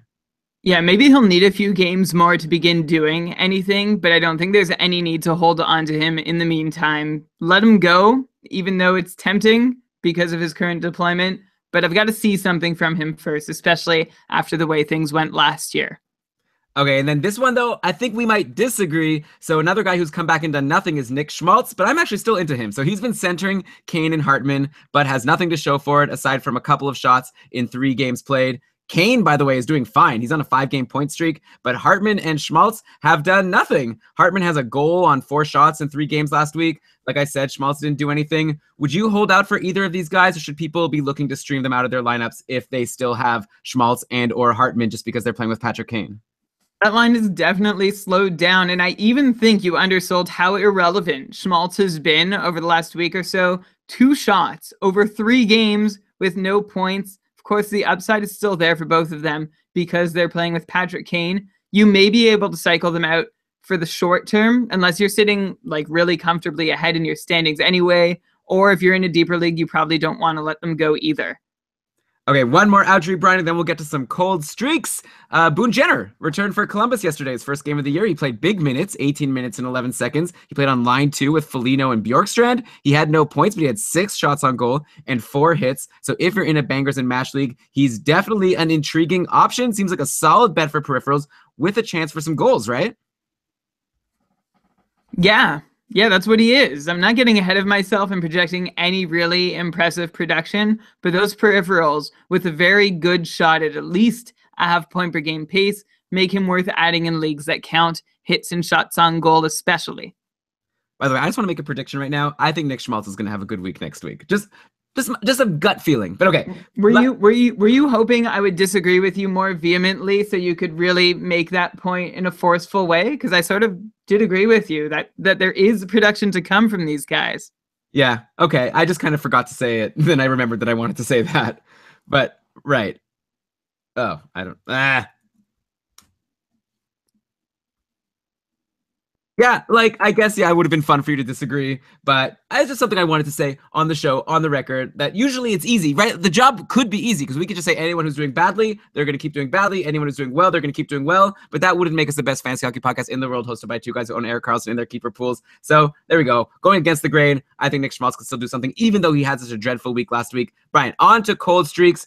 Like I said, I've been keeping a big list, and many have broken out and done well since I wrote their names down. But I'm feeling, normally, if I have a player down as a cold streak guy, and then they start doing well, I like cross them out and end up not bringing them up on the show. But I kind of want to go through the full list so we can learn from some of these case studies, like why not to bail on your studs in some cases. And Brian, of course, you could let us know if you think any of these guys should still be players that you're concerned about. Let's start in Dallas. Alex Radulov hasn't started the year the way many people hoped he would. Only 4 points in 8 games, even though he's been on line 1 and power play 1 with Ben and Sagan. But he did have a goal and an assist in his last 3, which isn't great, but it's something. He's doing something. And like I said, he's still getting that good deployment. Should he end up as more than a half point per game guy? Like, we expect he still will, right? Yeah, definitely. He's being outscored by Radek Faksa at the moment and Matthias Janmark. And Radulov is also tied with big names like Tyler Pitlick and Devin Shore in Dallas Stars scoring. Mind you, his line mates each have twice as many points as him. That's Ben and Sagan. Radulov's IPP shows him being left out as much as you'd infer from the difference in those point totals. He's way down at 30% when we can reasonably expect him to be in on 60% of all goals scored while he's on the ice, either by getting the goal himself or by assisting on it. So his point totals are going to bounce back. It's a great buy low time, but you still may want to exercise some caution in how much you're willing to give up. Like, I wouldn't want to let go of anyone guaranteed 60 points or more. Okay, that's fair. And also, he doesn't help so much with shots, so that's a reason also to not get especially excited. But still, he's better than how he's been. By the way, let's take a second to rave about some of these other Dallas Stars. Ben and Sagan, like you said, they both have 8 points in 8 games. Sagan is 3rd in the league right now in shots with 45 behind Ovechkin, who has 50, and Evander Kane, who has 47. But Sagan has 1 game in hand on those guys, so it should be a fun, tight race moving forward. I hope that Evander Kane stays healthy, so it could be a 3-horse race all the way to the end. Also, John Klingberg has 7 points in 8 games. Like, all the studs on Dallas are producing, I guess, except for Radulov. And by the way, Brian, at this point, could we call Jason Spezza a snoozer? He's done nothing pretty much for the year, has only 3 points in 8 games. He's still off power play 1. I see no reason to hold him until something changes in his deployment. He was also on my list of cold streaks. Spezza has not registered a point on the last 15 Dallas goals and counting. That's 4 games worth. And he still has not worked his way onto the top power play unit, which I imagined he could have done by now. I actually dropped him today for Dustin Brown in a shallowish league. Spezza is presently the definition of a snoozer. Yeah, I want to clarify. He's not on my cold streak list. Spezza is on my snoozer list, which means you are snoozing if he's still in your lineup. Okay, another guy that we had questions about was Logan Couture, who only had 1 goal in his first 4 games of the year, leading to all these questions about, oh, should I drop Couture? But now he's put up 2 goals and 2 assists versus Montreal, and then he had a hat trick yesterday at the Islanders. Seems like he's the type of guy that could go hot and cold throughout the year, but definitely worth owning in pretty much all formats, right? Sorry, this is Thornton. No, Couture. Oh, Couture. Whoops. Um, yes, definitely worth owning in all formats. Well said. Okay. And then I guess since we're on San Jose, there's a lot of players that people have been nervous about. Like Brent Burns had a slow start, but now he has 3 assists in his last 3 games. He had 8 shots yesterday. Looks like the bounce back has begun. The buy low opportunity has probably started to end. Joe Thornton has an assist. Sorry.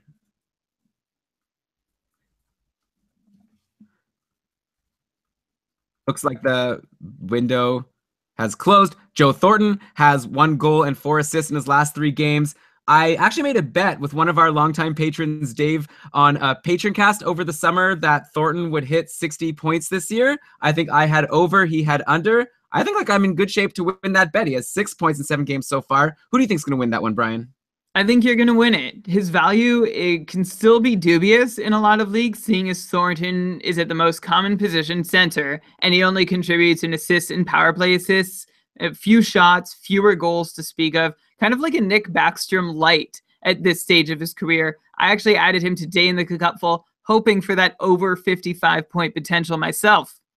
Yeah, and then one more person I guess I have to mention on San Jose. Who is Tim Heed? He's on the top power play right now with Burns, Thornton, Couture, Pavelski. We spent like all summer trying to figure out who would get that spot. Was it going to be LeBlanc or Meyer or Hurdle? It's Tim Heed, a defenseman. He has 2 assists in his last 3 games, including 1 on the power play. If this keeps up, he should definitely be on people's radars, right? Like a top power play defenseman on San Jose. I feel like we probably have a listener named Tim Heed. That's as familiar as anyone would already be with him. He's a 26-year-old Swedish defenseman, originally a 5th-round pick of Anaheim back in 2010, but he only crossed the pond to play in North America for the first time last year. He'd led the San Jose Barracuda last year in points per game with 56 points in 55 games for a defenseman. So clearly he's an offense-first defenseman, and yeah, he should be on people's fantasy radars. The Sharks have tried several forwards, and we've talked about all of them as they've taken their turns to be the 4th one on that top unit, but nobody's made it work, so why not keep trying him? The caveat, if you're thinking of adding him on your fantasy team, is that Tim Heed gets less than 2 shots on goal per game, barely any peripherals, but even like a shot and a half is decent value for a defenseman who could still get you a point somewhat regularly. Yeah, and a power play point to boot. Yes, that one definitely that I'm starting to watch. Another guy who I hadn't heard of going into the season. I will admit it. All right, we can't do an episode of Keeping Karlsson without talking about the Pittsburgh Penguins. Believe it or not, we even heard from a worried Evgeny Malkin owner at some point in the past week. He had gone pointless in 3 games before his most recent 3 games where he's been amazing. Like overall in the season, basically he's been amazing. He had 4 points in his first 3 games. And then he has 6 in his last 3 games, and there was a small 3-game stretch in the middle. So I don't know if that means that his next 3 will be bad again. He's going to go on and off in 3-game stretches. I don't think so. I think he's going to be consistently awesome. Honestly, Brian, I'm not even going to ask you anything about Evgeny Malkin. The only worry about him is if he's going to get injured while he's healthy. He's going to be great. There is, of course, some intrigue on the team we're talking about because they've been shaking up the lines like every game. It's really hard to keep track, and I imagine after the 7-1 loss yesterday, I think more shakeups are probably to come. At one point this week, Gensel and Sheary were playing on a line with Greg McKegg. They both got punished. Crosby was playing with the likes of Rust or Hagelin or Hornqvist, pretty much Hornqvist, and then one of Rust or Hagelin. Now, like the lines are looking like maybe it's going to be Sheary and Hornqvist on that top line with Crosby. But again, like we'll have to see the practice lines because it's really hard to know what's going on in Pittsburgh right now. Gensel and Sheary's ice times have all been all over the place. Sheary in particular was hovering just around 10 minutes for a few games. Meanwhile, by the way, Patrick Hornqvist has been getting big minutes on the top line and top power play. So he's someone that people are probably feeling smart about drafting if they got him late in their leagues, especially if their league counts hits and shots. Brian, like, what do you make of all this? What would you do if you were a Gensel or Sheary owner? Like, it seems like a very stressful situation to be in because these are guys with huge upside, but at the same time, they could be bumped to line 3 and not on the top power play for long stretches. What do you do in this scenario if you own one of these guys? You try and tell the future, and you look in your crystal ball, and that's as best as you can do. I know no more than anyone else about what the future holds for these guys. It seems like all of Gensel, Sheary, Hornqvist, all their owners are going to need to handle a fairly high baseline level of anxiety all season. At this point, if it's me, and it is me, I own Sheary in a league, I just hold and I wait and I see if some kind of pattern emerges over the first quarter of the year that helps me understand how they're going to be deployed. Of course, in the meantime, if production disappears, then you have to reevaluate if either of these guys are worth holding. But thankfully, they're all still contributing at least something to earn and maintain a spot on your roster. Yeah, like someone like Jake Gensel, we were really talking up going into the year. Now I feel kind of bad about it. Like, I thought he was a sure shot to be on the top line with Crosby and even a decent shot to be on the top power play. Last game, neither of those things happened. We'll see what happens moving forward. Pittsburgh plays 4 times next week, Tuesday, Thursday, Saturday, Sunday. So I'd probably put these guys in your lineup if you have a weekly league and just hope for the best. And also if you have a deep league and you have guys like Rust or Hagelin available in free agency, these are guys who might get a chance in the top 6 sometime during the week. I'm just going to say it hasn't been so bad for Jake Gensel. Maybe we would have hoped for point per game with all the hype that was coming for him in the preseason, but he does have 3 goals and 3 assists for 6 points in 9 games, 23 shots on goal. So not too shabby at all. Also, thanks for not naming me as the concerned Malkin owner at the beginning of the week. Wait, that was you? Well, it could have been me. I lost my first matchup badly, and I blame him for part of it. And actually one of the guys who's also been called that you're about to bring up, the guy who plays, well, he's coming next. Wait, well, I have someone else on Pittsburgh I want to bring up first. Yeah, after that guy. Okay, so we've got even more of a tease. But first, Brian, I guess we have to mention Olli Mata has been picking up assists in almost every game. He has 8 points in 9 games at this point on the season. Last time we brought him up, you said, it's not going to keep up. Have you changed your opinion on him at all, or do you still feel the same way? I'm getting memories of last year where we were having the same conversation about Justin Schultz when he started putting up a bunch of points, and we were kind of like, it's probably not going to keep up. He's not on the top power play. Of course, then once Letang got injured, Schultz went crazy. But now Olli Mata, forgetting about a Letang injury, he's doing just fine with Letang and Schultz in the lineup.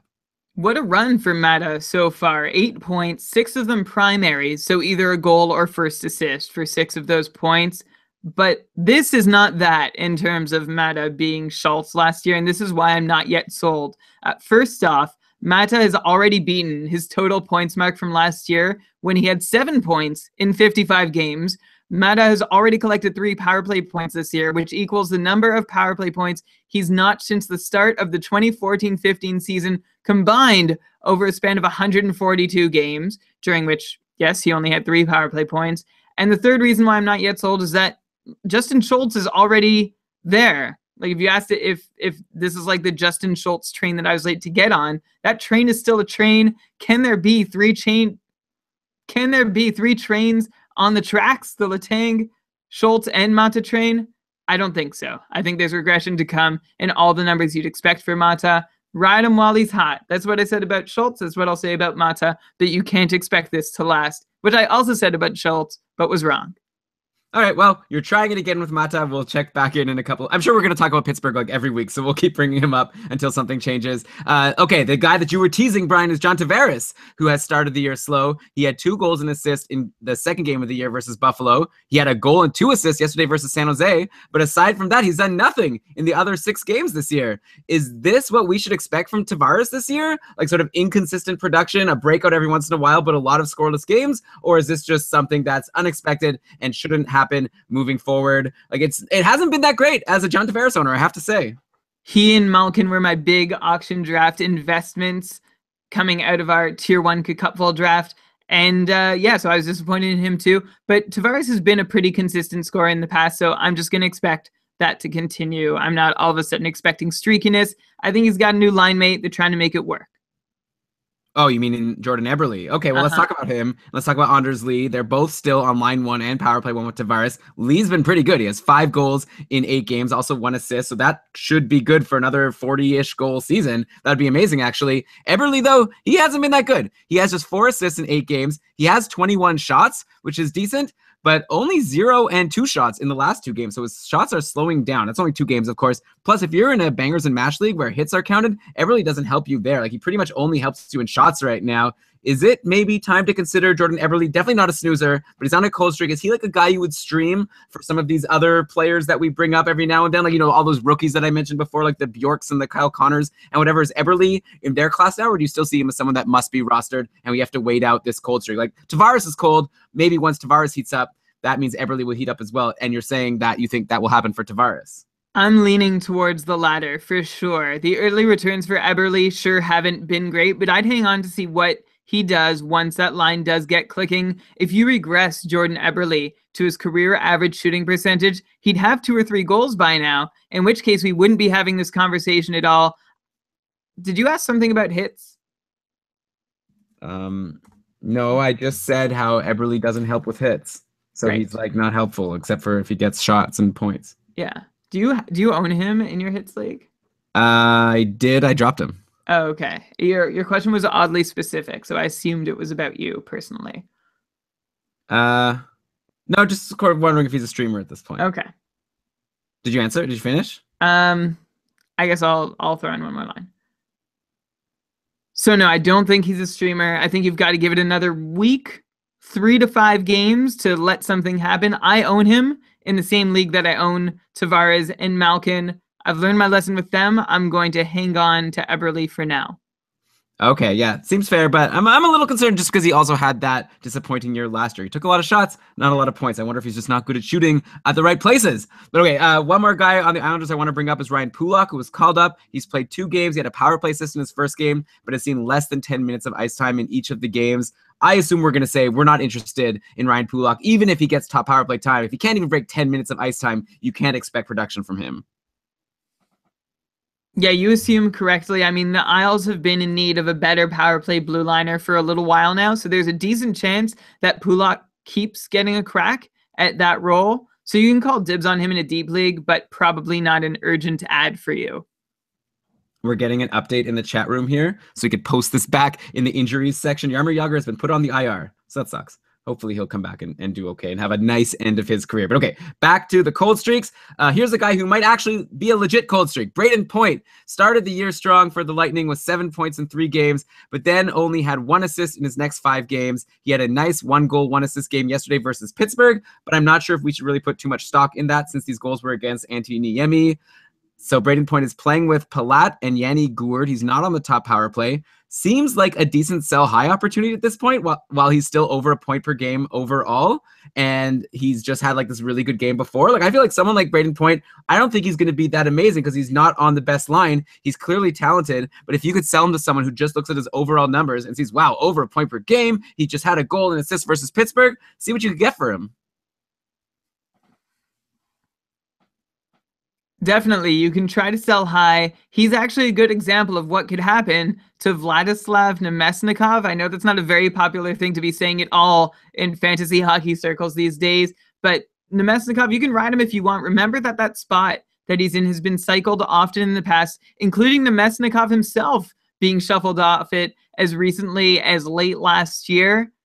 I'm sorry for turning in something about Brayden Point into something about Vladislav Nemesnikov. By the way, we keep mentioning Niemi on the Penguins, and he hasn't been waived since that most recent performance, which can only make me think that his purpose in Pittsburgh is for them to practice winning on hard mode.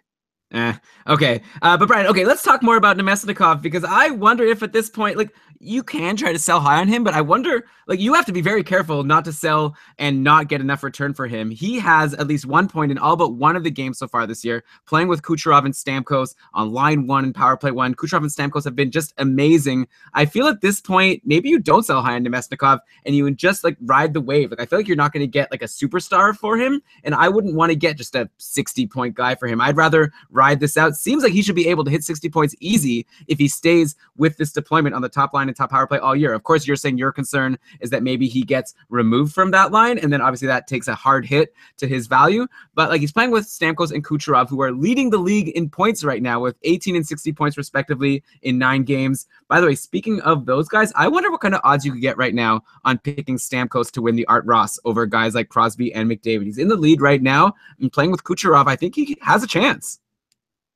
Yeah, he has a chance, he has a chance, and you do make a good point that you might not get great value back for Nemesnikov because no one else is really going to be buying in. So enjoy him while he's doing his thing. Yeah, it's exciting. It's exciting, but I think I already made my point on him is that it's a tenuous spot that he's in. But of course, we're not going to think too hard about that. Well, he's on a 6-game point streak. Wow. And what do you think about my prediction about Stamkos winning the Art Ross Trophy? What odds would you need to make that play?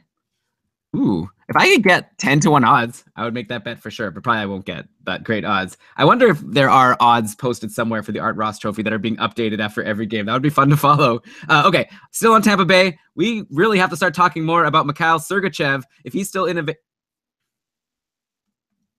Sergachev, if he's still available in your league, you have to consider adding him. He has 2 points in each of his last 3 games, up to 7 points in his last 5 games, seeing consistent second power play time. He had a season high 16 minutes and 56 seconds of ice time yesterday versus Pittsburgh. Is Sergachev someone you're jumping to add at this point, playing on this high-powered offensive team? I'd be curious to know, who would you take between Sergachev or one of these Anaheim guys like Montour or Vatanen? I would take Sergachev. Remember, even if he's not on that top power play unit, he's still on the second unit, which includes Tyler Johnson, Braden Point, Andre Palat. That's a real nice unit to still be playing on, better than some other teams or equivalent to some other teams' first units. If you're looking for scoring from a defense spot, then yeah, you should be adding him. Sergachev is going to get points by osmosis for as long as Tampa keeps rolling this way, and that's why I would prefer him to either of those Anaheim defensemen. Okay, and don't look now, but Andrei Vasilevsky has 7 wins on the year, a .933 save percentage in 8 games. He's top in the league in wins by a good margin right now. He's third in save percentage of goalies who have played at least 4 games, behind just Crawford and Jonathan Quick. So Andrei Vasilevsky looking really great right now. If you drafted him, you're really happy with yourself. Tampa Bay is looking like the real deal. They are going to score some goals this year, that's for sure. We had a bunch of cold streak questions lately for Carolina players. For some reason, we kept getting questions about people wanting to drop Jeff Skinner, even though he never went more than a game without getting a point. I guess people were concerned about him being on line 3 with Derek Ryan and Brock McGinn. That has continued to be the case, but he has 3 goals, 1 assist, and 9 shots in Carolina's last 2 games. He's doing really well. Here's a pro tip for you. You probably don't want to drop a 37 goal scorer from last year after a couple of weeks, especially if he hasn't even done anything bad. Like, obviously not being on a great line isn't great, but if you're a really great player, you can make it work. And clearly Jeff Skinner is showing that he can do well wherever he's playing, because he's going to take a bunch of shots and score a bunch of goals. Someone that maybe it's more fair to be concerned about is Sebastian Aho, who came into the season with a lot of hype, but even with his assists yesterday, he only has 3 assists in 6 games overall, and the first 2 assists came in the first game, so there was a long stretch with nothing. He did have 6 shots yesterday, which was nice as well. He's got 20 shots overall on the year, so he's shooting. That's good. But do we still see Aho as a 60-point guy like we did going into the season, or are we going to downgrade our projection for him after what we've seen so far?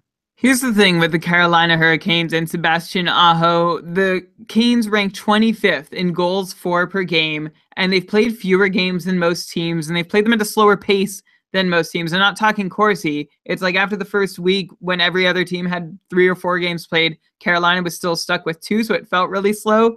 Anyway, Carolina ranks even lower in total goals scored, of course, because they've played fewer games and rank low in goals for per game played.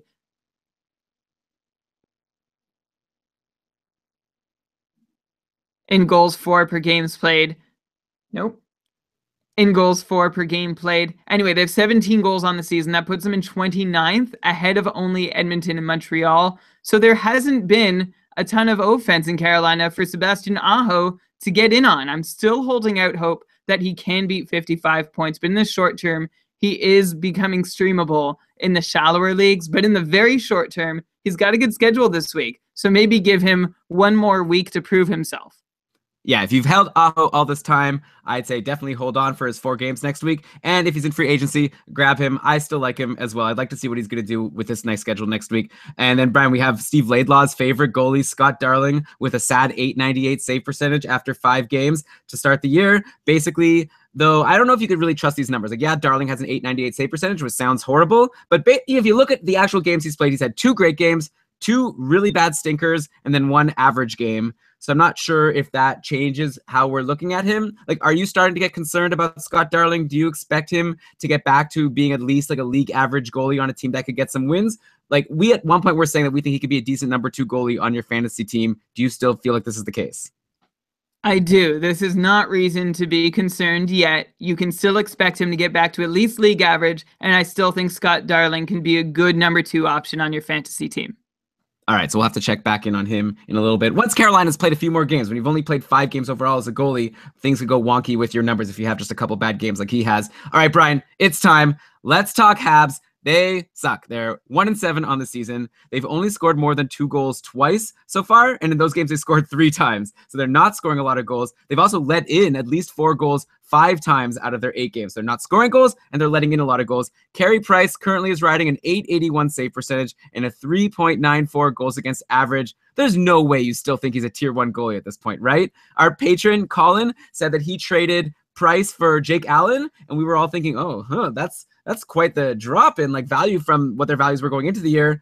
I'm curious to know what your thoughts are on that trade at this point. Like, Allen's winning games. He's 4-2-1, even though he only has a .912 save percentage. But Carey Price, anyways, I asked you, like, before you shamed me for saying I don't think he's a tier 1 goalie anymore. At this point, like, how can you think he's a tier 1 goalie in fantasy when he's on such a horrible team and he's not even like doing much himself?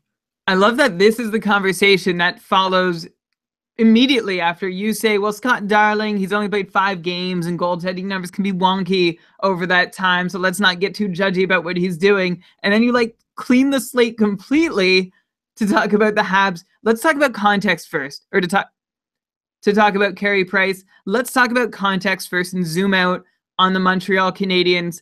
They are dead last in the league in goals scored, only 13 goals this year. They're also dead last in goals per game, but they rank second in the league in shots per game. And that adds up to a god-awful team shooting percentage that's under 3.5%, less than half of what the league average number is, and what they should eventually get shooting at. They also rank the Habs also rank 28th in power play percentage, converting just 3 of 32 opportunities with the man advantage. That too will improve. As for Carey Price specifically, how's he going to win when the team isn't scoring goals in front of him? Number one, even if he was playing well, but he's not. You're right, he's not playing well. And here's what actually really upsets me about Price's numbers thus far. His low save percentage is truly an even strength occurrence. Like, I'd have hoped to find that he was really blowing it on the penalty kill or something weird instead, but he ranks dead last amongst starters so far this year with an .880 even strength save percentage. Elon, do you want to guess at who the next worst is after him? Steve Mason? No. Okay, tell me. Niemi? No. I'm actually not sure if these guys qualify. Think of goalies who have played 4 or 5 games already. I don't know. Tell me. Frederik Andersen and Matt Murray. So the team in front makes a big difference because nobody is ringing alarm bells about the Leafs and the Penguins, or those goaltenders' performances actually would be the more relevant one. The teams are good. The goaltenders have not been, but they've been really nicely cushioned by the team scoring goals and doing well. Anyway, going back to Carey Price, his current even strength save percentage at .880, it's more than 50 points behind his usual even strength save percentage from the last few years. He's getting creamed on high danger and medium danger shots. And I agree with you that his play right now is not that of a tier 1 goalie, but I remain firm in my resolve that 95 times out of 100, Carey Price is a tier 1 goalie. Not like you'd expect any more reliable odds from any other tier 1 guy.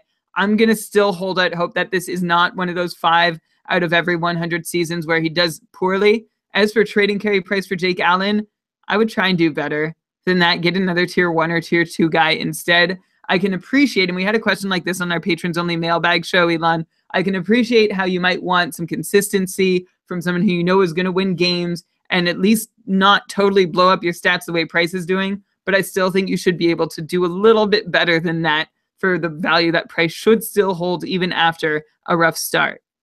Yeah, maybe you could get a tier 2 goalie for Carey Price, but probably not anymore at this point. So I guess you kind of have to hold if you have him. But Brian, I don't know, tier 1, like, I know you think he's a good goalie, and I don't even disagree with you. I think he's going to bounce back and be a good goalie. I more so just think the Habs are a really bad team. I know you're saying that they've, not had a really good shooting percentage, which is true, but also their defense looks bad. But okay, let's talk about some of these offensive players and see if we can make people feel better about them. Because of course, part of having a really bad shooting percentage is you're going to have a lot of players on your team that don't have a lot of points and are disappointing their fantasy owners. We have guys like Druin, Weber, Pacioretty. They're all supposed to be stars. They're all doing nothing. Druin has been the best of the group, and he leads the team with a sad 5 points in 8 games. This is like Minnesota Wild team leading scorer type numbers, or I shouldn't even throw shade at them.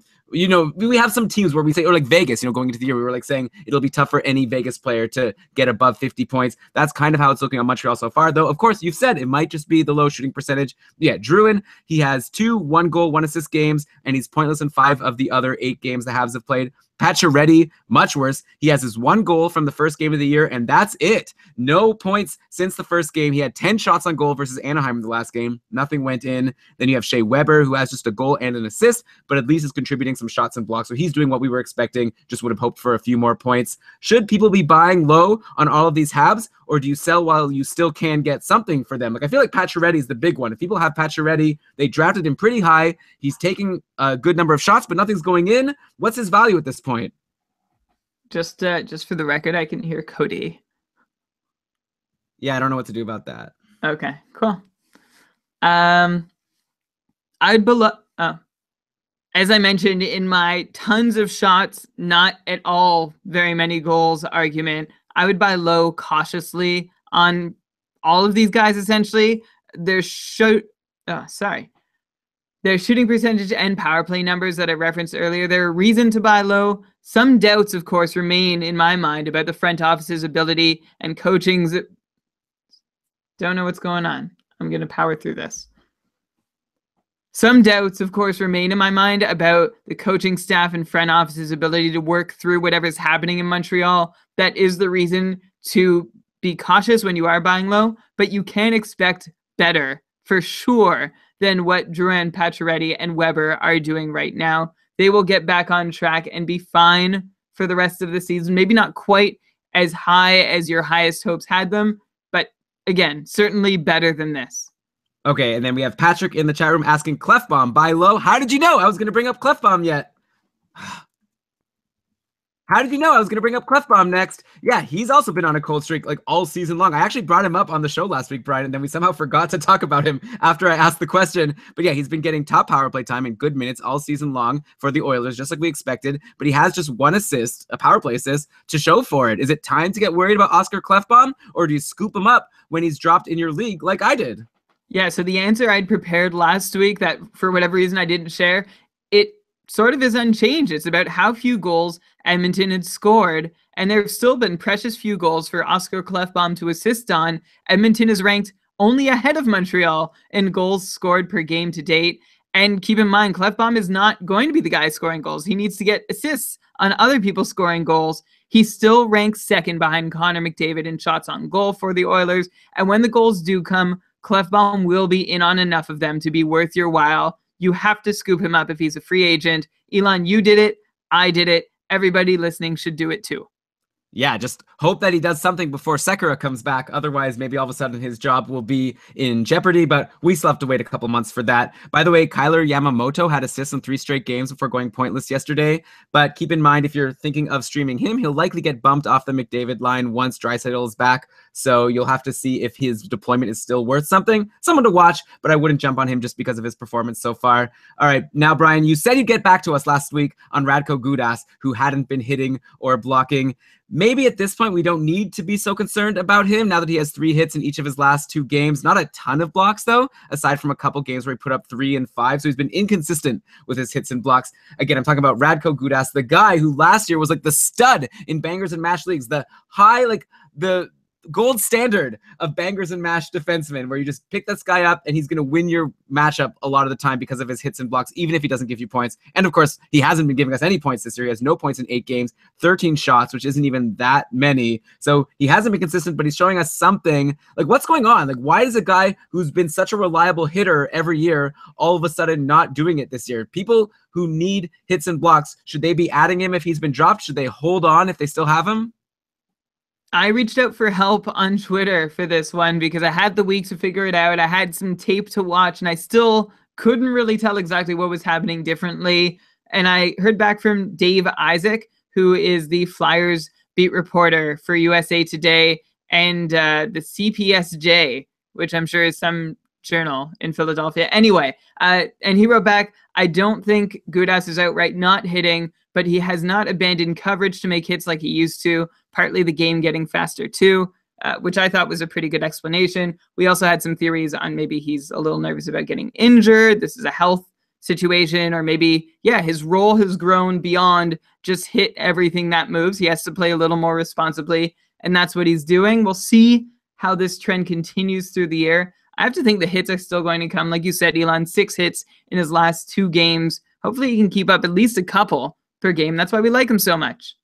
Yeah, but maybe we'll have to watch. Maybe he becomes a streamer. Like you look at a guy like Michael Del Zotto, who was in free agency for pretty much everyone, all leading up to the season and probably after most drafts, and he's providing hits, blocks, and also some points lately and some shots. So I feel like I would be dropping Gudas for someone like Del Zotto, even if Del Zotto, say, has a slightly less upside for the hits and blocks, but he can help you in the other categories. I don't know if Gudas is like a must hold at this point, but definitely if he's dropped in your league, watch him. And once he starts heating up again, he could be so valuable when he's contributing in those categories. All right, Brian, we've got to talk about Mitch Marner. This will be the last cold streak I've got for you before I get to a couple snoozers to end the show. Marner has been bumped to line 4 with Matt Martin and Dominic Moore. We talked about him on our patron mailbag show, saying he's probably just been sent down to be taught a lesson. Actually, that's exactly why he's been sent down, but he hasn't been brought up to his line with JVR and Bozak yet. Maybe it'll happen next week after the Sens beat the Leafs yesterday, and maybe now it's time to shake things up and give Marner his spot back. But yeah, this has been a disaster for Marner owners who enjoyed 4 points in his first 4 games, but have gotten nothing from him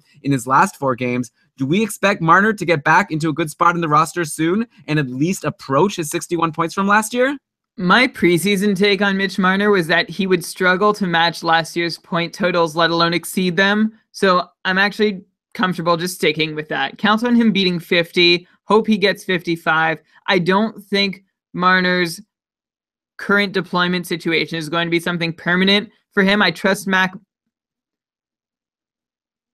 don't think Mitch Marner's current deployment situation is going to become permanent for him. I trust Mike Babcock to keep him in the right role for most of the season, with perhaps some lessons, such as this one, being taught along the way. And that's why I'm not getting so far down on him, just about as down as I was before the season started. Right, that's fair. And of course, right now, the person who's benefiting from Mitch Marner's demotion is Connor Brown, who's been in Marner's spot playing with JVR and Bozak, and he has 3 points in his last 3 games. I feel like you've got to ride Connor Brown while he's on that line. But like I said, that could change as soon as the next game. And then one more Leaf I'll bring up, Brian, is Morgan Riley, who seems to finally be breaking out this year. He has 7 points in 8 games so far, finally getting that top power play time that he hoped. Finally getting that top power play time that we hoped he would get all these past few seasons. If that keeps up and the team keeps scoring like they have been, it seems like Morgan Riley will easily destroy his career high of 36 points. Do you have any reason? Sorry. Do you have any reason to think that this is not going to happen? Here's the reason why. Well, okay. He's going to break his career high at this pace for sure, but just check yourself on how high his point totals can go. Toronto can't keep scoring the way they are. There will be fewer goals for him to be a part of. Toronto's team even strength shooting percentage is tops in the league right now at about 12%, and that is not something that can continue. Last year, Minnesota was able to keep one above 10% for longer than we thought they should have been. So maybe Toronto can do it for a little while, but I would still expect it to drop at least 2 to 3 points, if not a little more. So keep that in mind. In the meantime, I am pretty happy to see that Riley is getting in on the goals that are happening and to see him cashing in on top power play billing. Yeah, and I guess Dave in the chat room was making a good point. There's not really a top power play in Toronto. They're more like 50-50, but he's getting consistent power play time with a good unit, which is not something we were able to say about him last year. Okay, Brian, I've got 3 snoozers. I'm going to throw at you again. Snoozers to us. This is a keeping Karlsson patented term for a player that we think if you still have on your roster, you must not be paying attention. So I want you to let me know if you think I'm wrong about either of these 3 guys. I think these guys are guys you can drop. I know one of them maybe you'll argue about me with, but not this one. Andre Burakovsky was bumped from the top 6 yesterday in Washington and played on a line with Brett Connolly and Lars Eller. He has 4 points in 9 games on the year, and he hasn't done anything recently, and now he's off a line with either Kuznetsov or Backstrom, so it doesn't seem to me like he's worth holding. I would drop him, add him to my watch list for if he gets back onto a top 6 line centered by Kuznetsov or Backstrom, but at this point I have no interest in Andre Burakovsky in the bottom 6. Likewise, yikes is my response to his current situation. There still seems to be enough line shuffling happening in Washington to think that Burakovsky is going to get another top 6 shot before long, but you don't need to hold on to him too tightly while you wait for that to happen. Yeah, and here's the one that I think you might argue with me about, but I think I'm going to bring up Kyle Okposo here, at least in a shallowish league. He was benched at the end of Friday's game for Buffalo. He played on a line with Molson and Reinhart yesterday, so not on a line with O'Reilly or on a line with Eichel, so it's not looking good for him in terms of his deployment. He only has 1 assist in 7 games this season. I feel like I'm just not into Kyle Okposo anymore. I feel like he's a streamer that you could like pick up one of these free agents that we've talked about this week and get more production from them. The trouble with him is the upside is still there. And there's always, every time I'm just about to be done with him, he always does something to make me just hang on for another game. He did better in the game after he got benched. He drew a penalty en route to Buffalo's comeback win late in the third period. So that's what I'm hanging on to right now. I own him in the cupful, and I plan to own him for at least another, well, I was going to say couple games, so probably a few games. I think he's good. I mean, I didn't realize he drew a penalty. Like, if I knew that, I wouldn't have said all of this about him. Like, that's huge. He's probably going to get 5 goals in the next game. Yeah, so, I mean, you're right. You're right. If I didn't own him, I would still say to hold on to him. It's the upside. Yeah, he's still getting some good power play time. So yeah, he's borderline snoozer for me, but I'm leaning more towards dropping him and picking up someone who's producing. Okay, my last snoozer of the week. If you still have this guy, you're not paying attention. UC Saros. We expected him to have a decent chance to steal starts from Rinne, but at this point of the year, I'm not so sure. Rinne has been great. He's 4-1-1 with a .932 save percentage. And meanwhile, UC Saros has lost both of the games he's played. He has an .854 save percentage, so he's been brutal. So at this point, there's no reason for the Nashville Predators to start giving Saros more starts. If anything, they should give Rinne the majority of the starts while he's hot. I feel like if you have UC Saros, just drop him. Look at one of these backups on the teams with injured goalies that we mentioned earlier on the show. You know, keep Saros on your watch list. I'm sure Rinne will have his struggles at some point during the year, but at this point, there's like no reason to hold UC Saros. No, there really isn't. His name has really dropped a lot in value. If you haven't been following, he's had a heck of a crash in his numbers. Saros has been a sub-900 goalie over his last 13 appearances. I'm going to say that again. A sub-900 goalie over his last 13 appearances dating back to late January. That is very bad. And it certainly lets off a lot of the heat that Saros had on Rinne's job at one point last year. Remember last year, Rinne started so strong and then collapsed, and Saros came in and did well and gave a real scare, taking over the job. Saros is not in that position where he can give that scare anymore. If Rinne does struggle, Peter Laviolette has less reason to go to him to solve the problem than to let Rinne play it out. Yeah, I agree with you, Brian. By the way, I apologize to you. Looks like you lost your bet. You messaged me right before we went on the show saying that you bet on Detroit to beat Vancouver tonight. It's 4-1 for Vancouver. You are not going to win. I apologize. I don't like talking about betting. I'm actually withdrawing all my money after this game. I regret betting, period. And if you would have won the bet, then you would have definitely kept No, I think I still would have withdrawn. Okay. All right. So I won't say that. Maybe end your thing about like Rinne. You said something about like your last sentence sort of came off choppy since we're breaking anyways for an edit point. Okay. Just say your last sentence. If Rinne does struggle, then Peter Laviolette has less reason to look to Saros to repair the Nashville crease than he used to. And he can just say, hey, Rinne, why don't you work out your issues? Because there's not really much of a better option that we have at the moment. Yeah, makes sense. Okay, Brian, we've talked about a ton of players. This has been a lot of fun. Thanks to everyone for listening to another of our episodes. I have a few more. Oh, okay. Wait, hold the phone. If I started putting in music, take it off. Brian, you got more. Let's just keep going. Let's talk about every player in the league. Okay, really quickly. Andrew Ladd, just other ads to go. This is ridiculous, actually. Andrew Ladd should not be a possible ad, but he does have points, a goal and 2 assists in 3 straight games with 8 shots on goal. Mark Letestu, still doing his power play specialist thing in Edmonton. His 2 power play goals in his last 3 games worth a shot if you're chasing special teams points or in a deep league. Kyler Yamamoto, while we're in Edmonton, so many shots from him. He leads the Oilers, the entire team, in shot attempts per 60 minutes and shots per 60 minutes. There's only 3 games left before the Oilers need to make the call on whether they keep Yamamoto up or they send him off for the year. So worth watching for sure. And if you want to add a big shots on goal boost to your team, he's probably your best bet in free agency with point scoring upside as well. There is also downside that he might not get any shots. It seems to be kind of hot and cold with him still. And finally, Elon, I can't believe we didn't have reason to work in Shane Gostisbehere this week.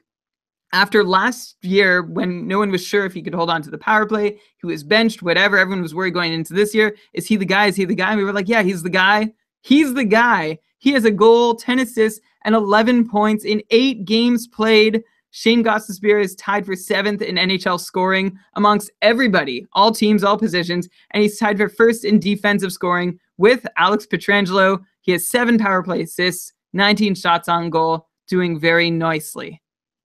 Why'd you say it like that? I don't know. It's not even a pun. It's just a fun way you say it, I guess. Yeah, thought I'd switch it up. Last word of the show. Well, I mean, if you're bringing up guys like Andrew Ladd and Mark Letestu, then Dave's requested that you also talk about Tommy Wingles, who had a goal and an assist for Chicago in their last game. Seems to be about a similar guy. Wingles gets a lot of hits. Okay, you're teasing me. I guess so. Yeah, I mean, you're saying guys that don't seem that relevant. And also, Brian, I brought up Kyler Yamamoto when we were talking about the Oilers, and I did mention it was great stuff. You said extra stuff, but just remember that Draisaitl's coming back, so that could hurt his deployment, of course. I realized I missed my chance. It was kind of like what happened with Clefbaum last week. I didn't want to let it happen again. Oh, wait a minute. Patrick in the chat room is solving it for me. When you said that Gostisbehere has been, now I call him Gostisbehere. That's my mix between Ghostbear and Gostisbehere.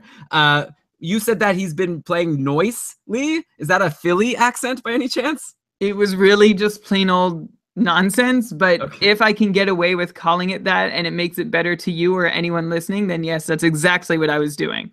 Perfect. All right. So, speaking of nonsense, hopefully you haven't found this whole show to be nonsense again. Thanks to everyone for listening and sticking with us at the start of the year. You know, by the way, we do this every week. I don't know if this is your first episode. Every Sunday, you can just subscribe to us on iTunes. You get the episode delivered right to you. And when I say iTunes, whatever podcatching device and app you use, you could subscribe to Keeping Karlsson. If you like the show, we definitely appreciate a 5-star review on iTunes or the Google Play Store. Like, that helps people notice us. You probably don't want to tell the people in your league about our show, but you can at least tell the random strangers on the internet by giving us that 5-star review on iTunes. We'd really appreciate it. If you want to actually support the show monetarily, why not throw like a beer to Brian or I once a month? $5 a month. We'd really appreciate it. Become a patron of the podcast. We're going to give you a ton of perks in return. You're going to get bonus content every Thursday. We do our patron mailbag show. They've been a lot of fun. We've been talking about a lot of things that have happened like during the week between Monday and Thursday. Sometimes by Sunday, it's too late for us to give you our advice. So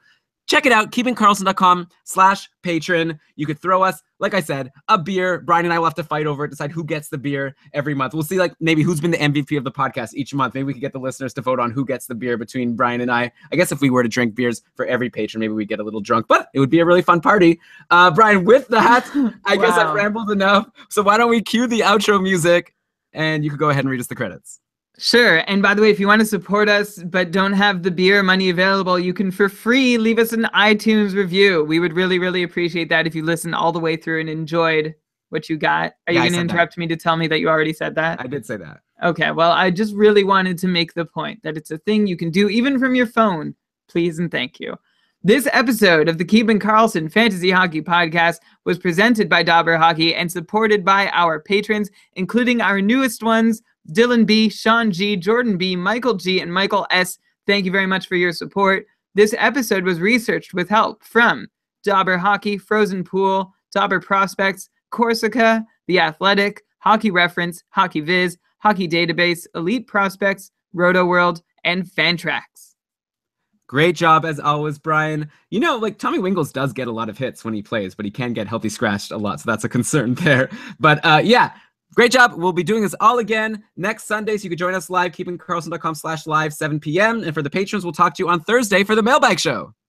Until then, keep on keeping Karlsson. Nicely done. Look at that. Maybe it's kind of Australian. Nicely done, mate. It's sort of like, the more I think about it, the more it's like, well, you don't like it, so I'm hesitant to say it. It's Andy Samberg's character in Brooklyn Nine-Nine. I think he probably says noise. One of the most endearing characters on TV today. Well, I wouldn't say that. I definitely would love if all my friends could act like Andy Samberg on Brooklyn Nine-Nine. My life would be fantastic. I have nothing to say. I gave that show so much of a chance. We watch it. It's like anytime my wife and I are feeling like really brain dead and we just want to watch something to like maybe fall asleep, or like while we're like folding laundry, then we'll maybe throw on a Brooklyn Nine-Nine. But it's like just so, I'm sorry. It's like not even that funny. Like I would like, there's a couple, okay.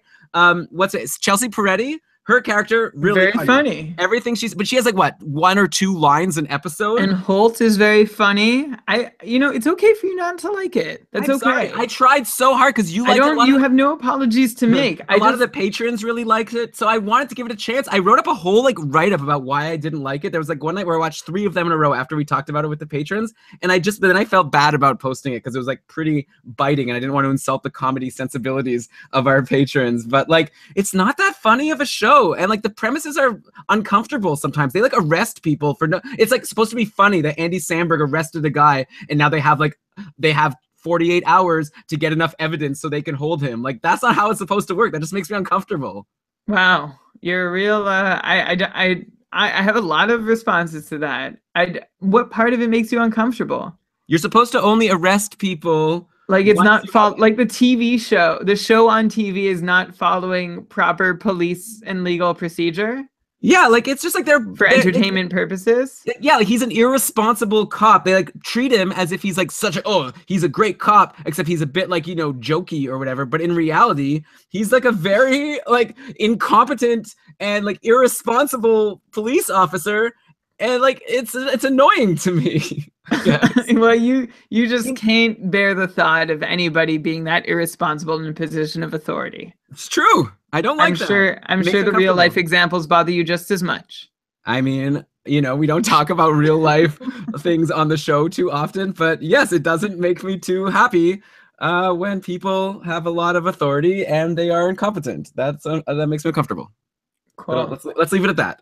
Okay.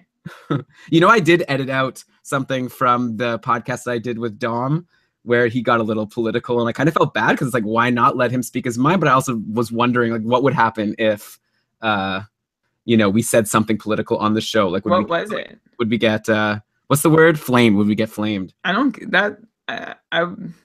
if someone wants to flame us for something that I feel like pretty sound and like believing in, they can just not listen.